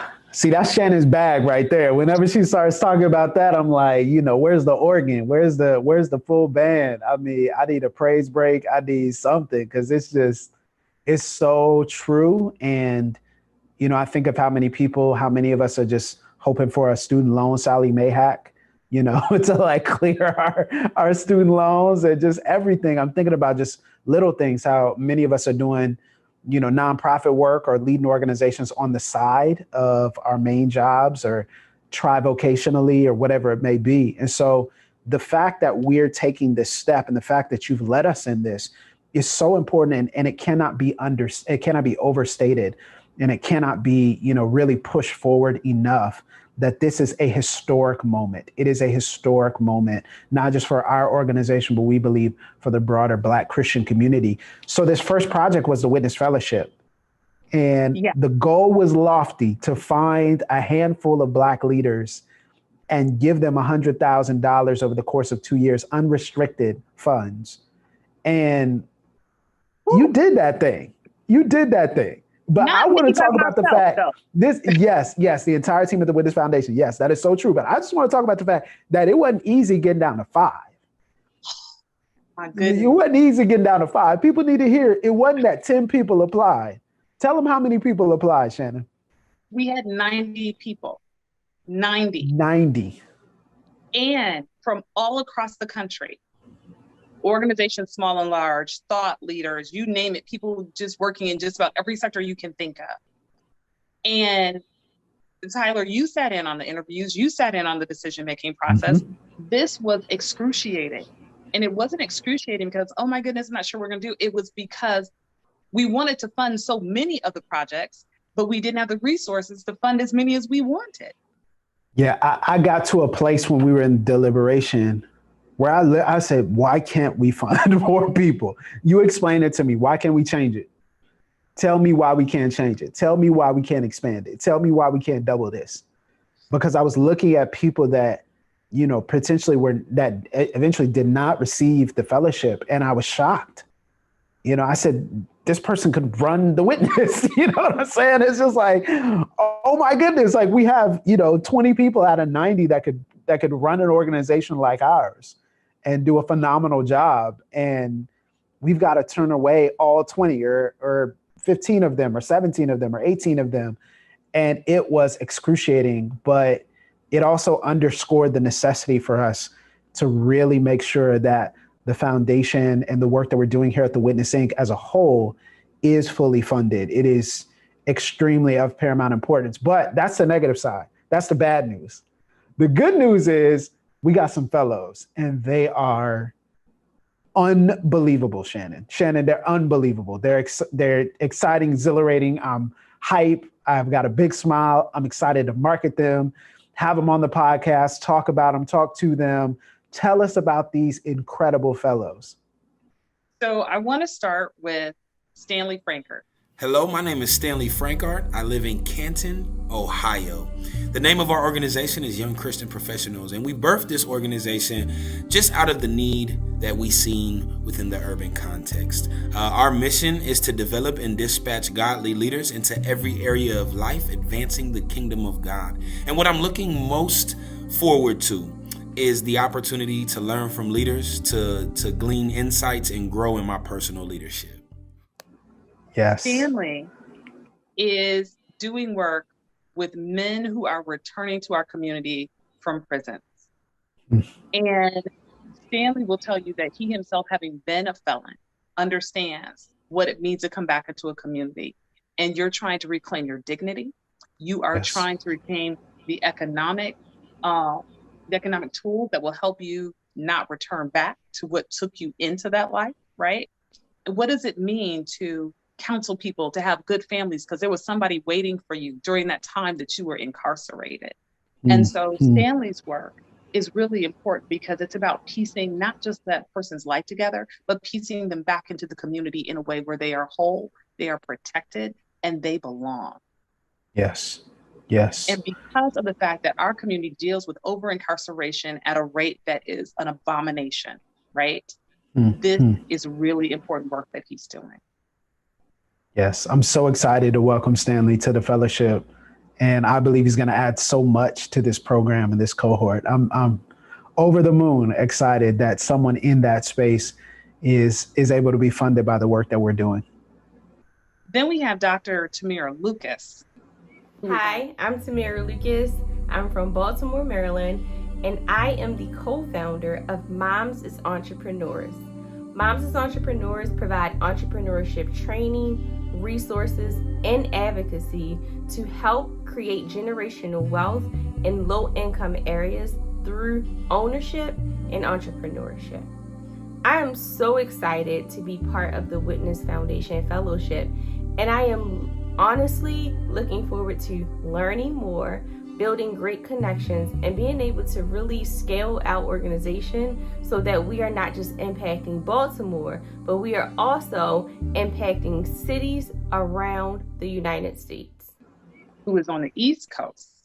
Now, Dr. Lucas's work focuses on moms, and what she's doing is helping moms start their businesses, because she understands that for a lot of women who are raising children, this idea of how they can have economic freedom that works for them, right? How do they do this in a way? What are the steps? There are things that you were taught all throughout your life, you know, your little side hustle, but how do you make that a full-fledged business in a way that will bring you out of poverty, that will lift you up and be a resource in your community? Because we know that Black women are starting small businesses at an incredible rate.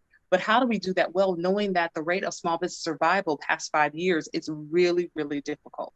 And so there she is, bringing all her expertise to lift up women, and she's ready to replicate this program in other cities across the US.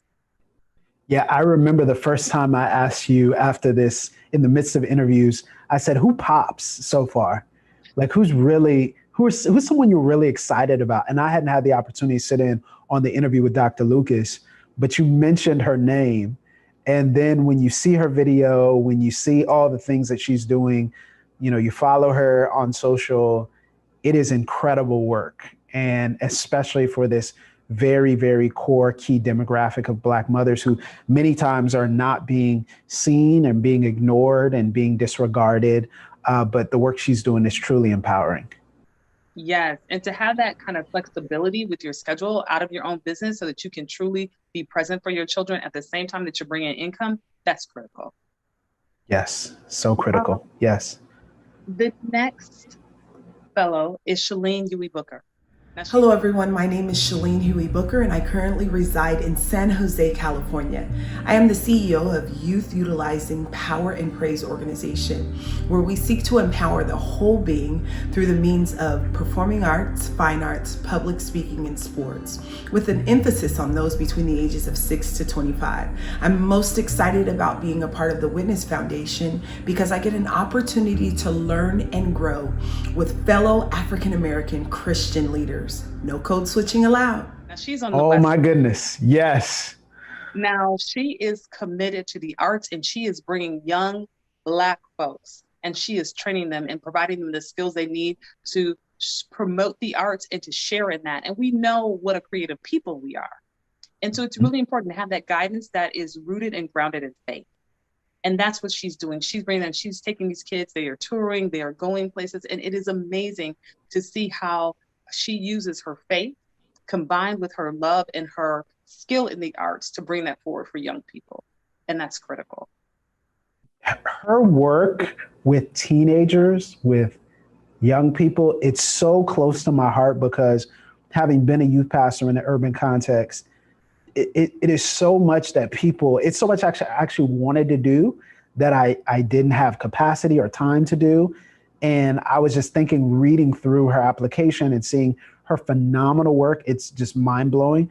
Oh man, if I were around someone like, you know, her, I would be able to like actually funnel these kids in here. And I was thinking, wow, how transformative it is for people in that community to have someone like her doing that work and on the ground with young people and actually walking with them and training them and giving them opportunities.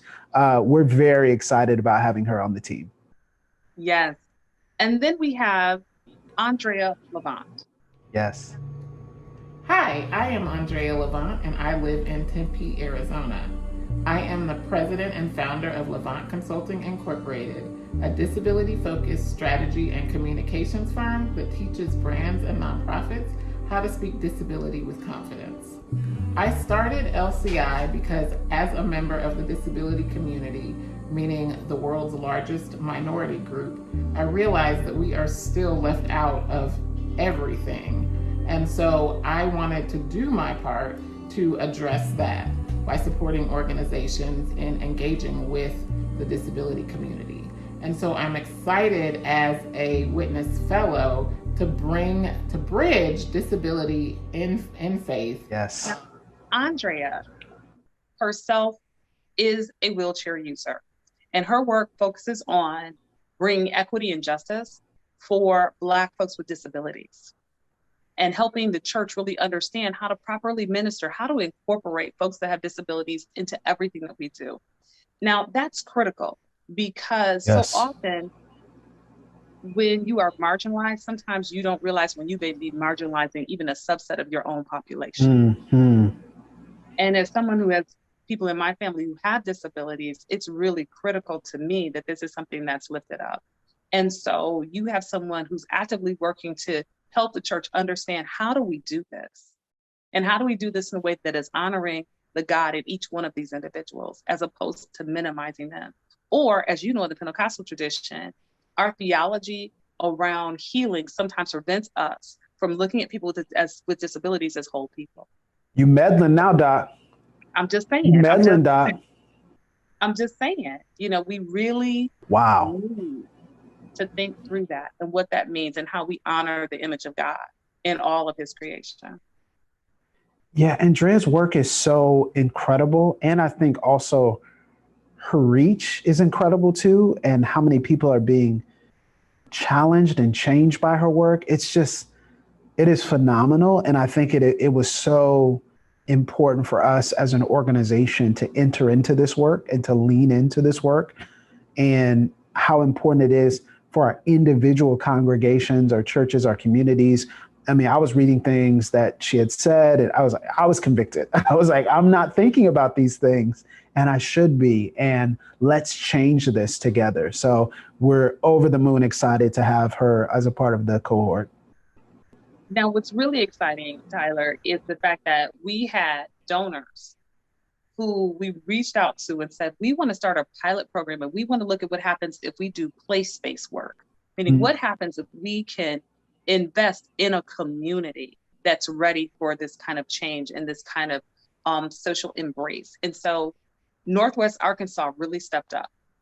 The Fayetteville area, they raised funding. And so what we have is we have 2 regional fellows from that area that we are investing in.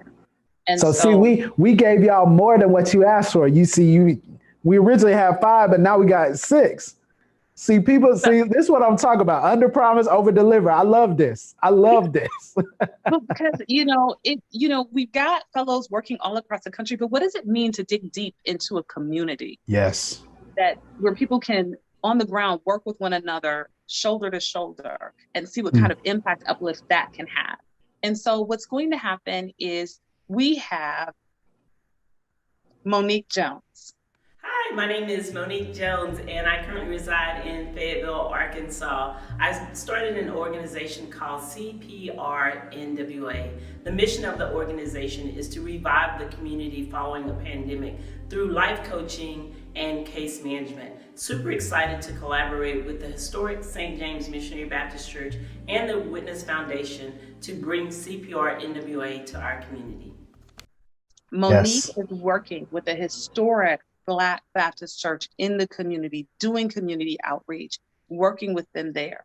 And so it's exciting to see what she's doing. She is a past president of the NAACP.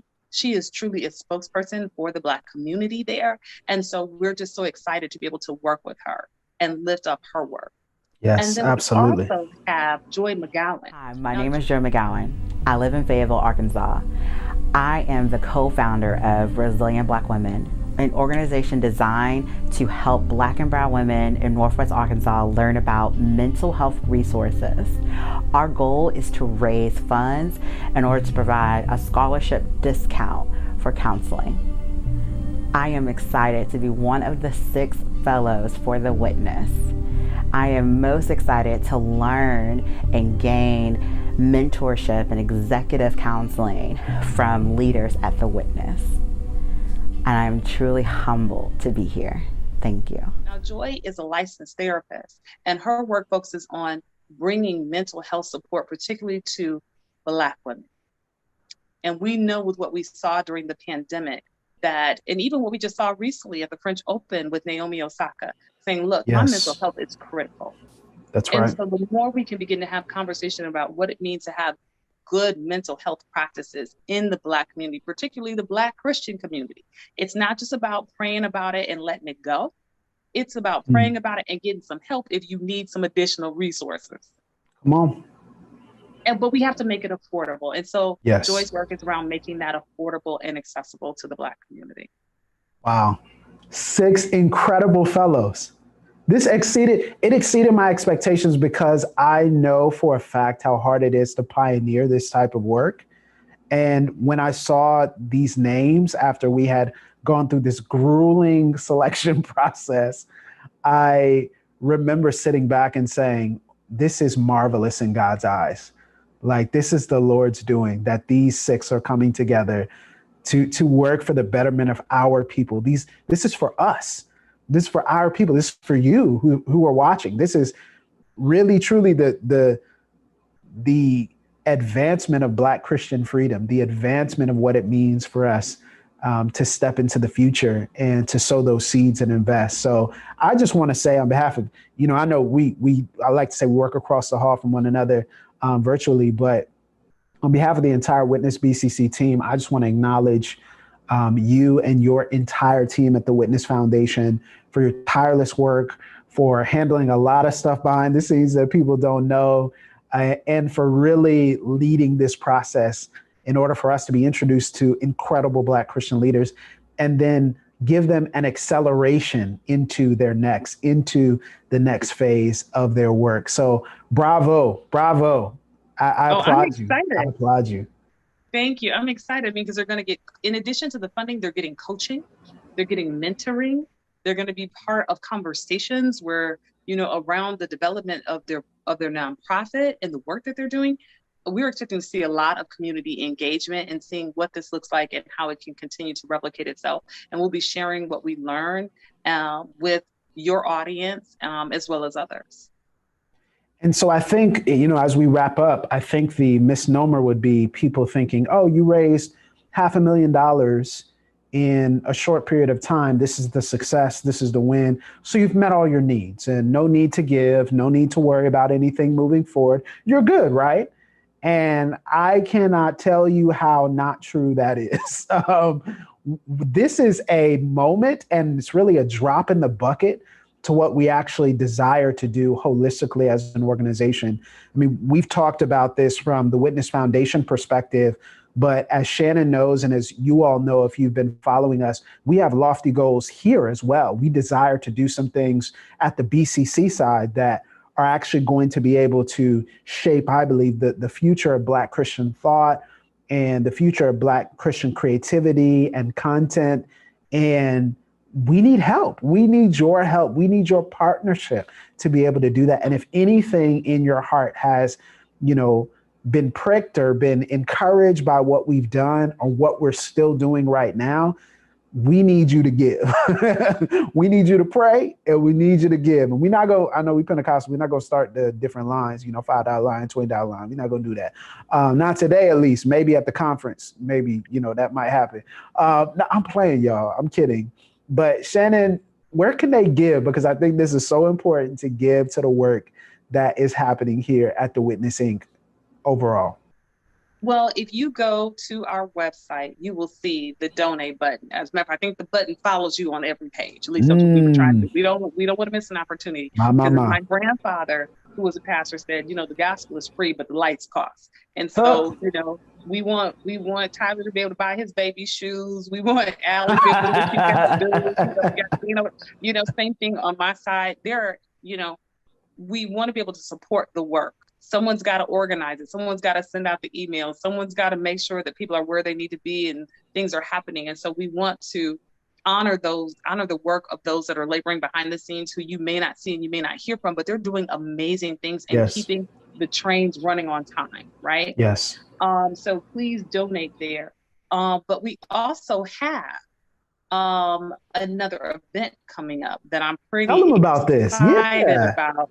I don't know anything about track, so I rely on Tyler to explain to me what is a split and what we are doing another event that we feel so important.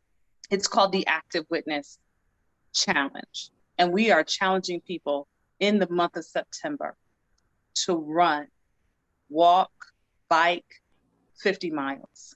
And we're doing this in honor of the 56-mile pilgrimage that was done in Selma. And we feel like it's so critical to understand that because they walked, we can run. We have freedom because we stand on the shoulders of giants who went before us and laid the groundwork. And when we think about justice, when we think about our faith, we are never doing this on our own. And what we don't want people to just simply do this from a distance. We want them to be engaged. And so that's why we're calling it the Active Witness Challenge. And so we hope that you will be involved. We hope that you will sponsor other people. If you're not able to run, that you will support, that you will tell others. But throughout the entire month of September, that's what we're doing. And so I hope that you will come and you will participate. I hope that you will look for ways to support the work that's happening. When you support the Witness Inc., you are supporting the BCC and the foundation. Yes, you are. That's really critical to understand. And so we want to be able to expand this. I know you probably heard Tyler talk about wanting to bring in more writers and doing more work and expanding the podcast. We want to go back through those 90 applications of people that we could not fund, because there are some sectors there of work that we really, really want to be able to support, but we can't do that without your partnership. Yes. That's it. Look, pass the plate. What a plate at? Pass the plate. Listen, $10, $1, $100, whatever God leads you to give, $1,000. I don't want to limit you. 10,000, whatever it may be. It will be put to great use here at the Witness Inc. because there is so much happening. And this is just in one division of our organization. Truly transformative, historic work with these incredible fellows. Dr. Polk, thank you so much for joining us. This obviously will not be the last time that we have you over here at the BCC, and especially on an event like this where we're talking about free to be, talking about truly being free as Black Christians and walking in that freedom and experiencing that freedom. We had to bring you on to talk about investing in our freedom as well. So Dr. Pope, thank you so much. I appreciate you. And I look forward to even more updates and meeting these fellows in greater degrees. Appreciate you, brother. Anytime.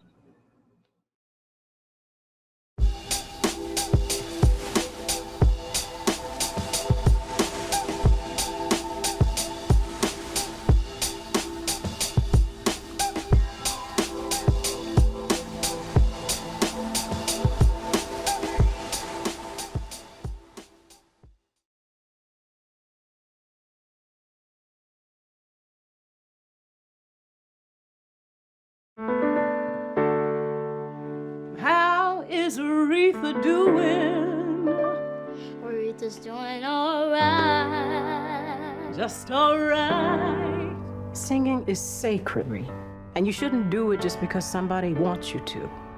What's most important is that you are treated with dignity and respect. You're special, Ree.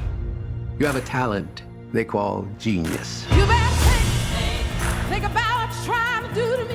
How old is she? She's 10, but her voice is going on 30, honey. Let your mind go, let yourself be free. How many albums have you had? 4. And no hits. I need you to focus and avoid frivolous distractions. Honey, find the songs that move you. Until you do that, you ain't going nowhere. I need a change. I want to sing what I want to sing. R-E-S-P-E-C-T. Okay. Find out what it means to me. You really like it? We love it. Riri. Riri. It's really good. R-E-S-P-E-C-T. Find out what it means to me. I got a single by this new chick named Aretha Franklin.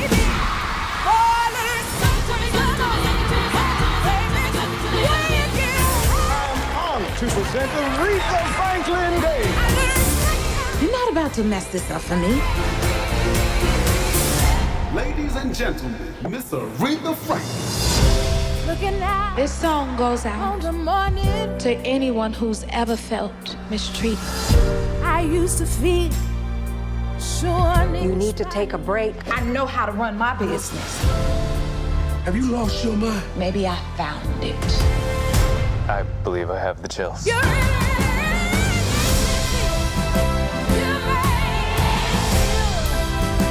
you see what she is? She's a miracle.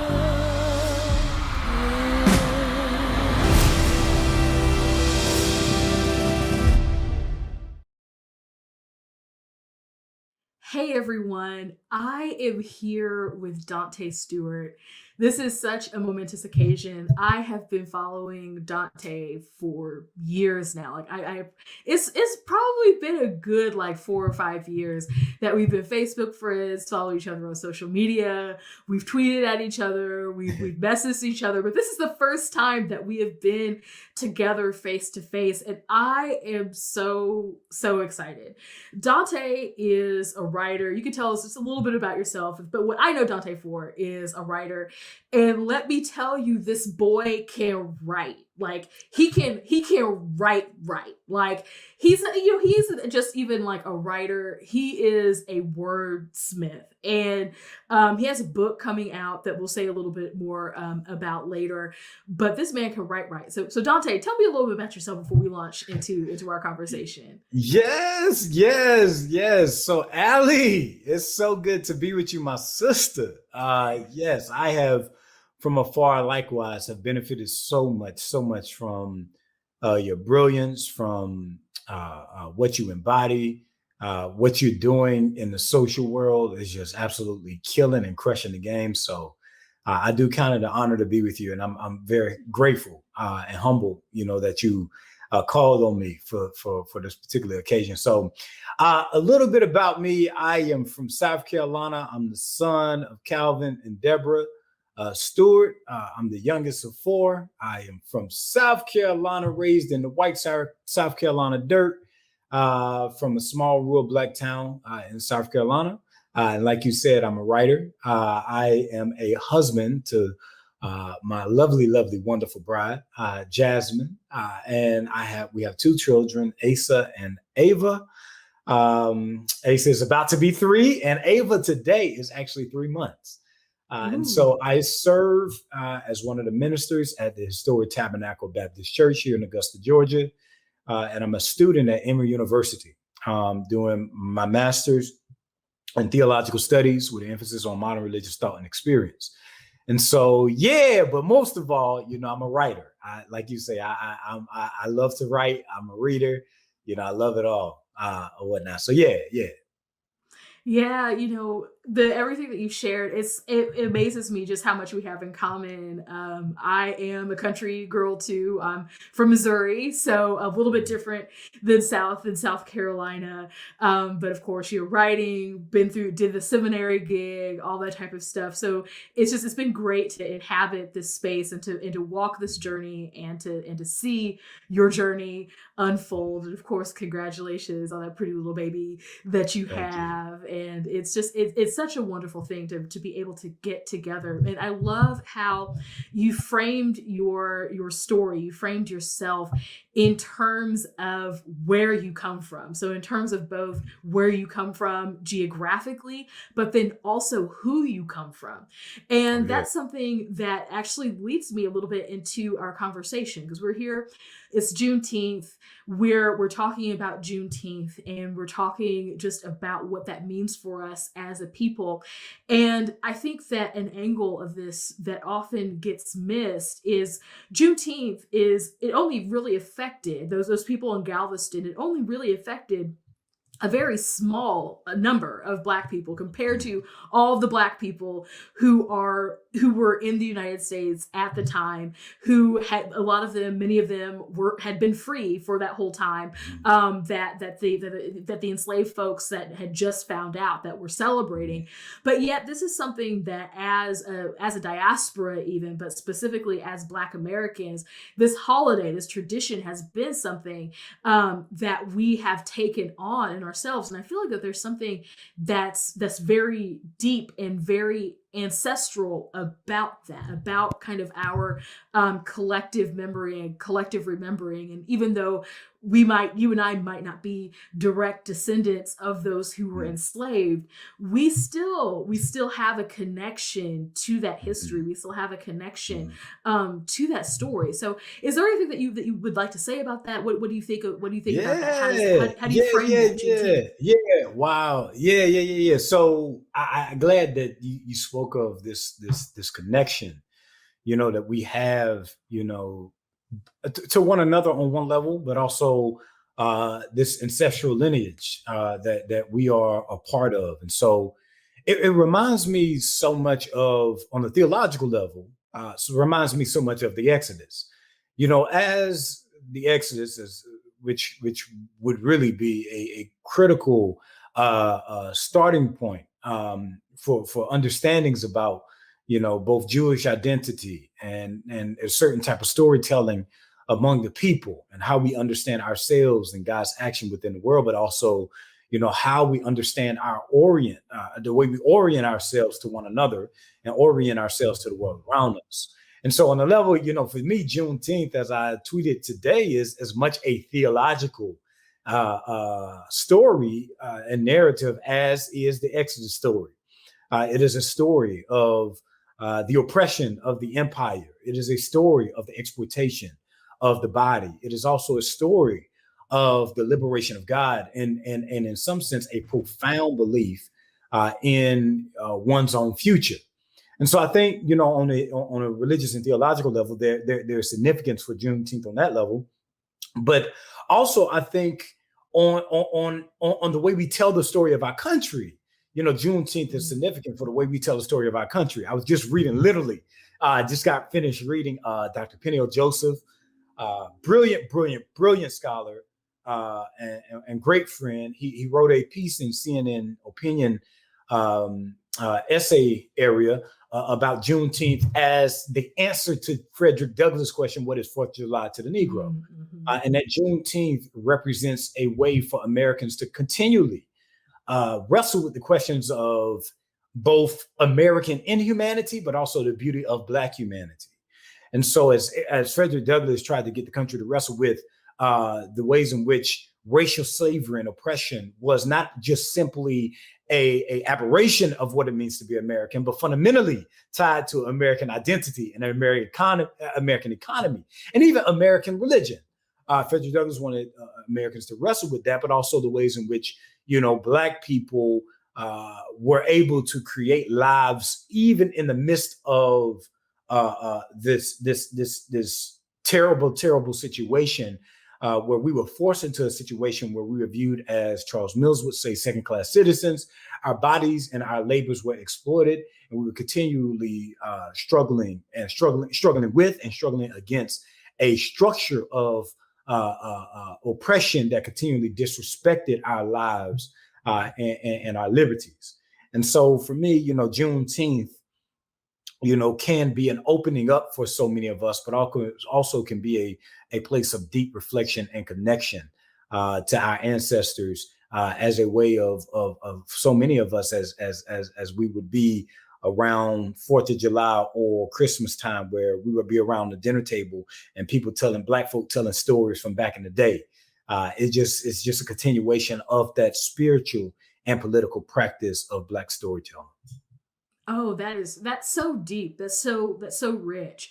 And I think that you hit on something that's really important there is the collective memory of a people. And I think that that's apt to connect that to the Exodus narrative.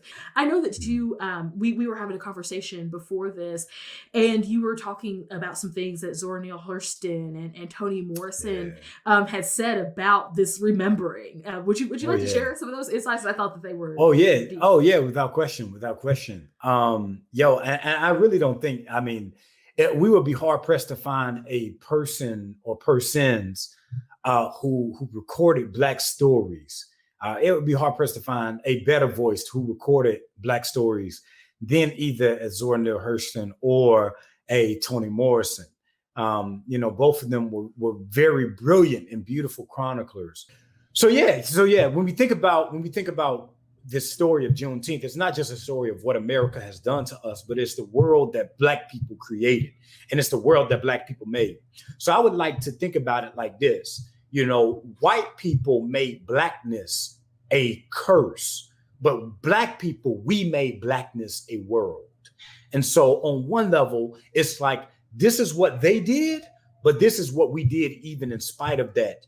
And that is a starting point for how we understand the world and how we make the world.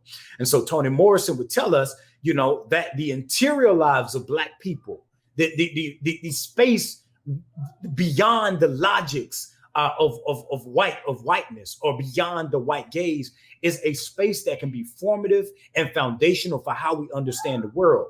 And so the story of Juneteenth is not just the story of educating white people or getting them to do better or getting them to become better, though that is a part of it. When we talk about we want a multiracial, liberative, equitable, inclusive democracy, that is a part of it. But the most important part, at least for me, as I think about the way Toni Morrison writes and talks in this site of memory, the most important story is the way that Black people survived and loved and created a world beyond the ugliness of white supremacy.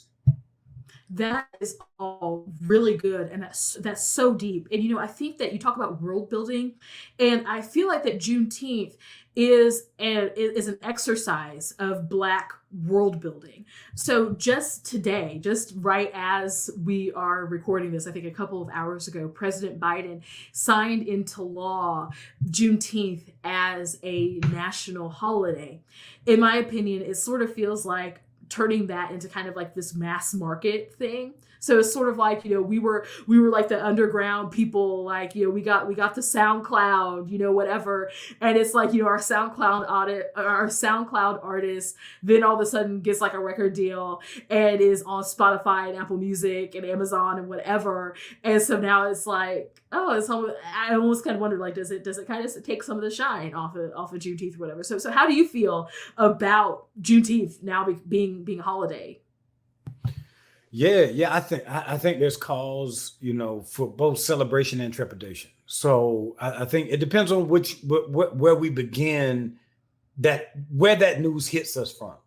And so, for many people who grew up, with, services and things like that and events, for that was already happening. So this is not a new story. Like and I think this is something important for us to understand is like, celebrating Black liberation and Black freedom may be a new endeavor to white people, but for Black people, I mean, that's just, it's something normal, to recount stories of freedom, to recount stories of life and liberty and love. That for many Black folk, in all our iterations, that is something that is constant. For the most part.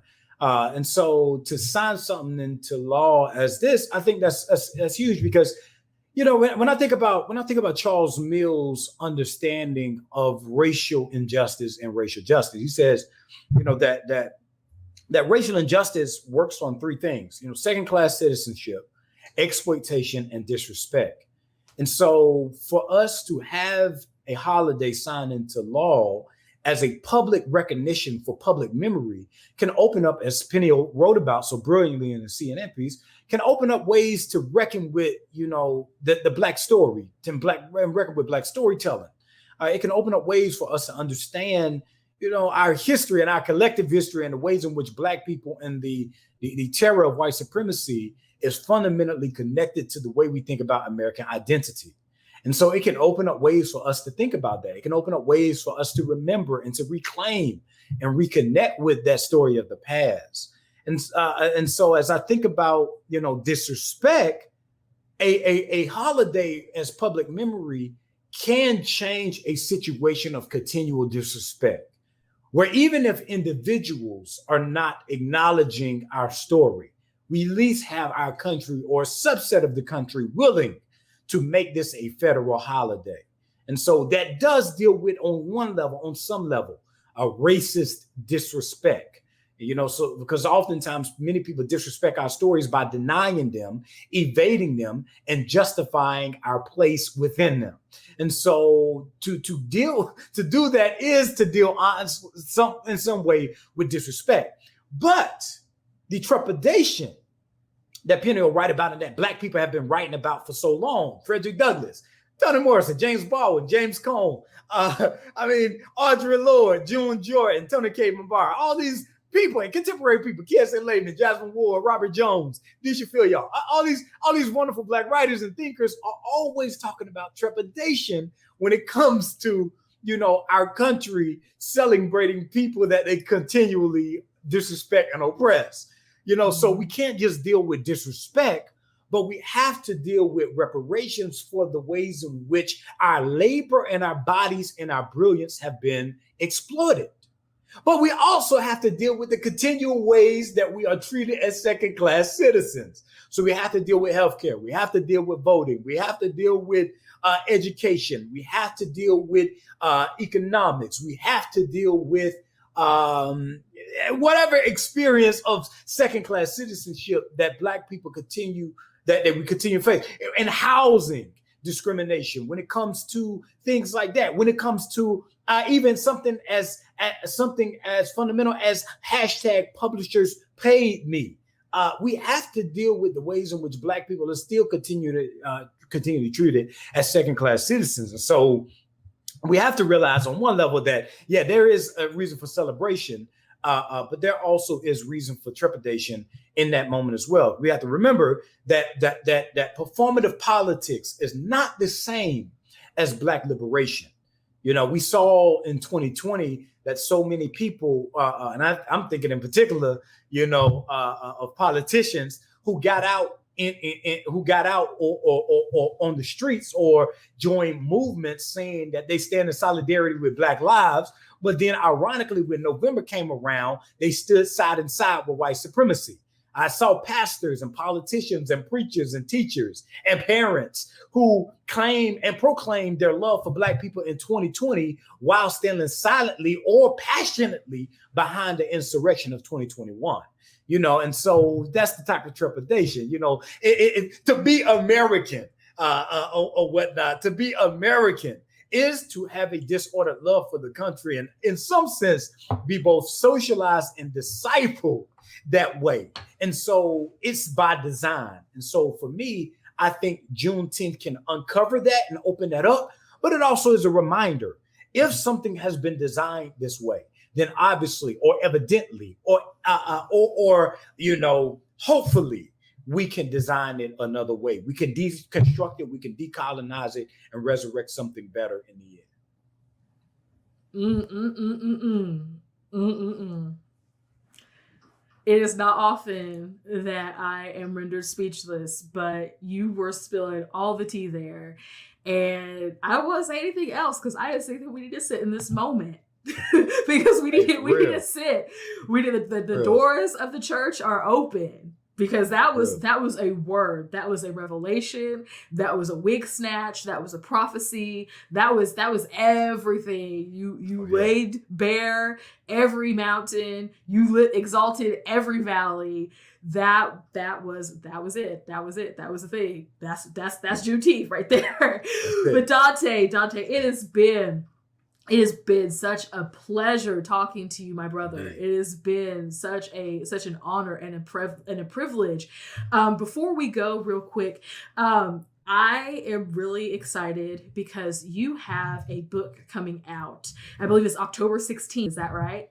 October 12th. October 12th. See, I was having people 4 days late on that. Oh, no, you need to get it. You need to get it. Get it before October 12th. Get it before Is it available for pre-order? Yeah. Ooh, Yeah, we can pre-order? Oh, Jesus. Oh, yeah. Okay.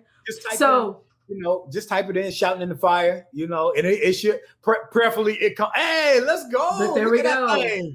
Hey, that's my baby. That's my book baby. Oh, I am so excited for this. Look, whenever I first saw the cover of this and saw the title, I wasn't shouting in the fire, but I was shouting in my living room. Listen, this is the truth. I'm so excited for this. I'm so excited for your book.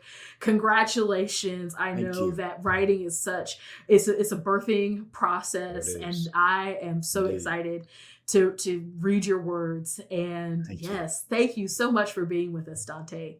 God bless. Definitely. All right. Well, family, I hope that you have enjoyed our virtual Juneteenth event, Free to Be. We have celebrated, we have worshiped, we have had great conversations. It's just really a taste. Last year, we did a full day. It almost messed us up, okay? And we just did just a little bit for you to be encouraged. We know there are so many events happening, and we just want to say we value you showing up. We value you watching today. I just had one final word to give to our Black Christian audience. We do everything for Black Christians. Last year, in the midst of the pandemic, I shared something on social media, and I want to reconvey it to you because it's something I believe that you need to hear. It's something called Black Christians, you are important. Listen to this. I was sitting down earlier, scrolling through social media, and just shook my head with gratitude. Y'all are a miracle. You inspire me. The way you dissect culture, condense theology, harness humor, channel energy, raise conscious children, love with all your might, compliment each other, and praise God through it all.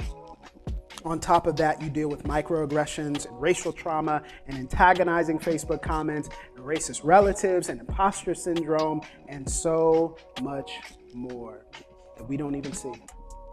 And you're still here. In case people haven't told you lately, you are beyond beautiful, fearfully and wonderfully made. The world can't comprehend it, so they attack you for it. They even try to steal that beauty for their own benefit.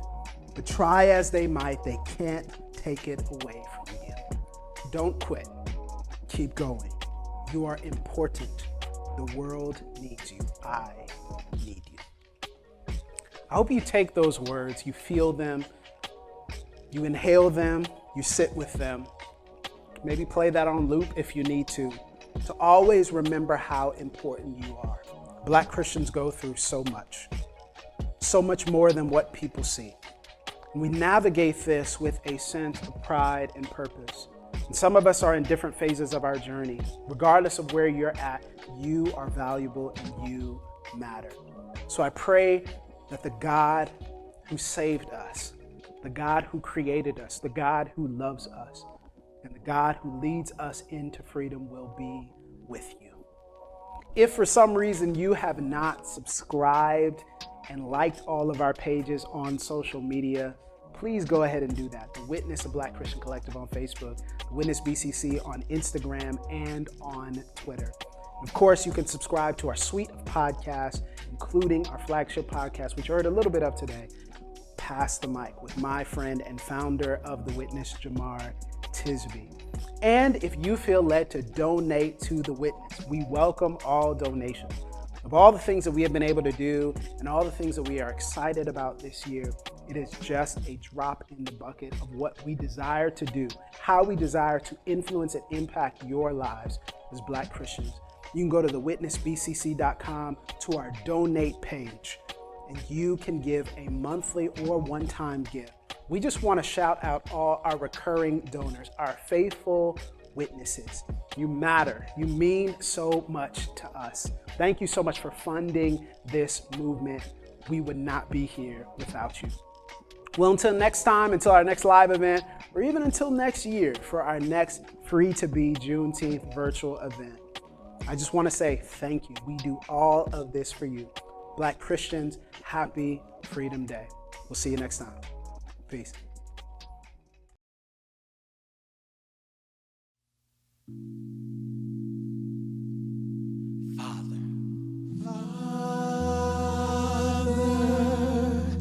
I stretch my hands to thee. No other help I know, my Lord, my Lord.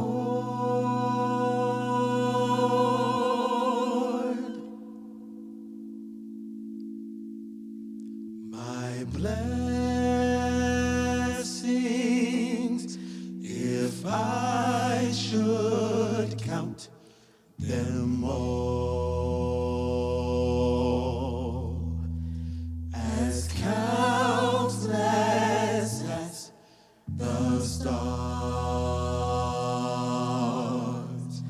my Lord,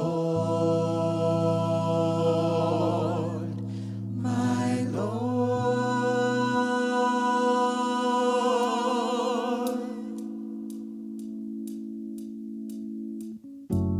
'Cause you're the only power that can save this world today. Jesus, you're the only power that can save this world today. You're the only power that can save this world today. You're the only power, yeah, that can save this world today. Hey, we come to lift up the name of Jesus. Hey, it's a celebration.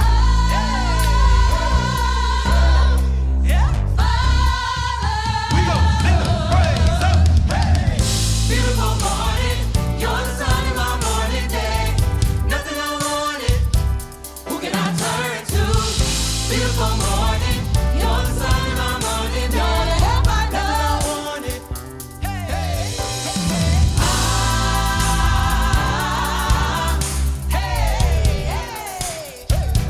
Who can I turn to? No other help I know.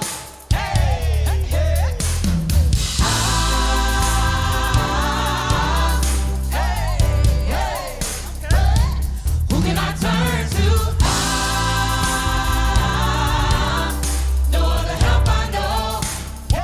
I wanna wake up with you in my beautiful morning. Who can I turn to? No other help I know. No other help I need. Power and time for the heat. Had a couple hiccups, had a few slip-ups, dog, when I fell in the grease. Turn my life 180 degrees. 360, I'm a cheese. Let your light shine on me. I don't even need BVs. Say you got a cure for the streets. I'ma need a few CCs. I know you got that power. A little bit of faith for the cowards. And you know your love so sweet. Hey, I've been praying every night for some hours. But just know, I wanna wake up with you in my beautiful morning. Hey, who can I turn to?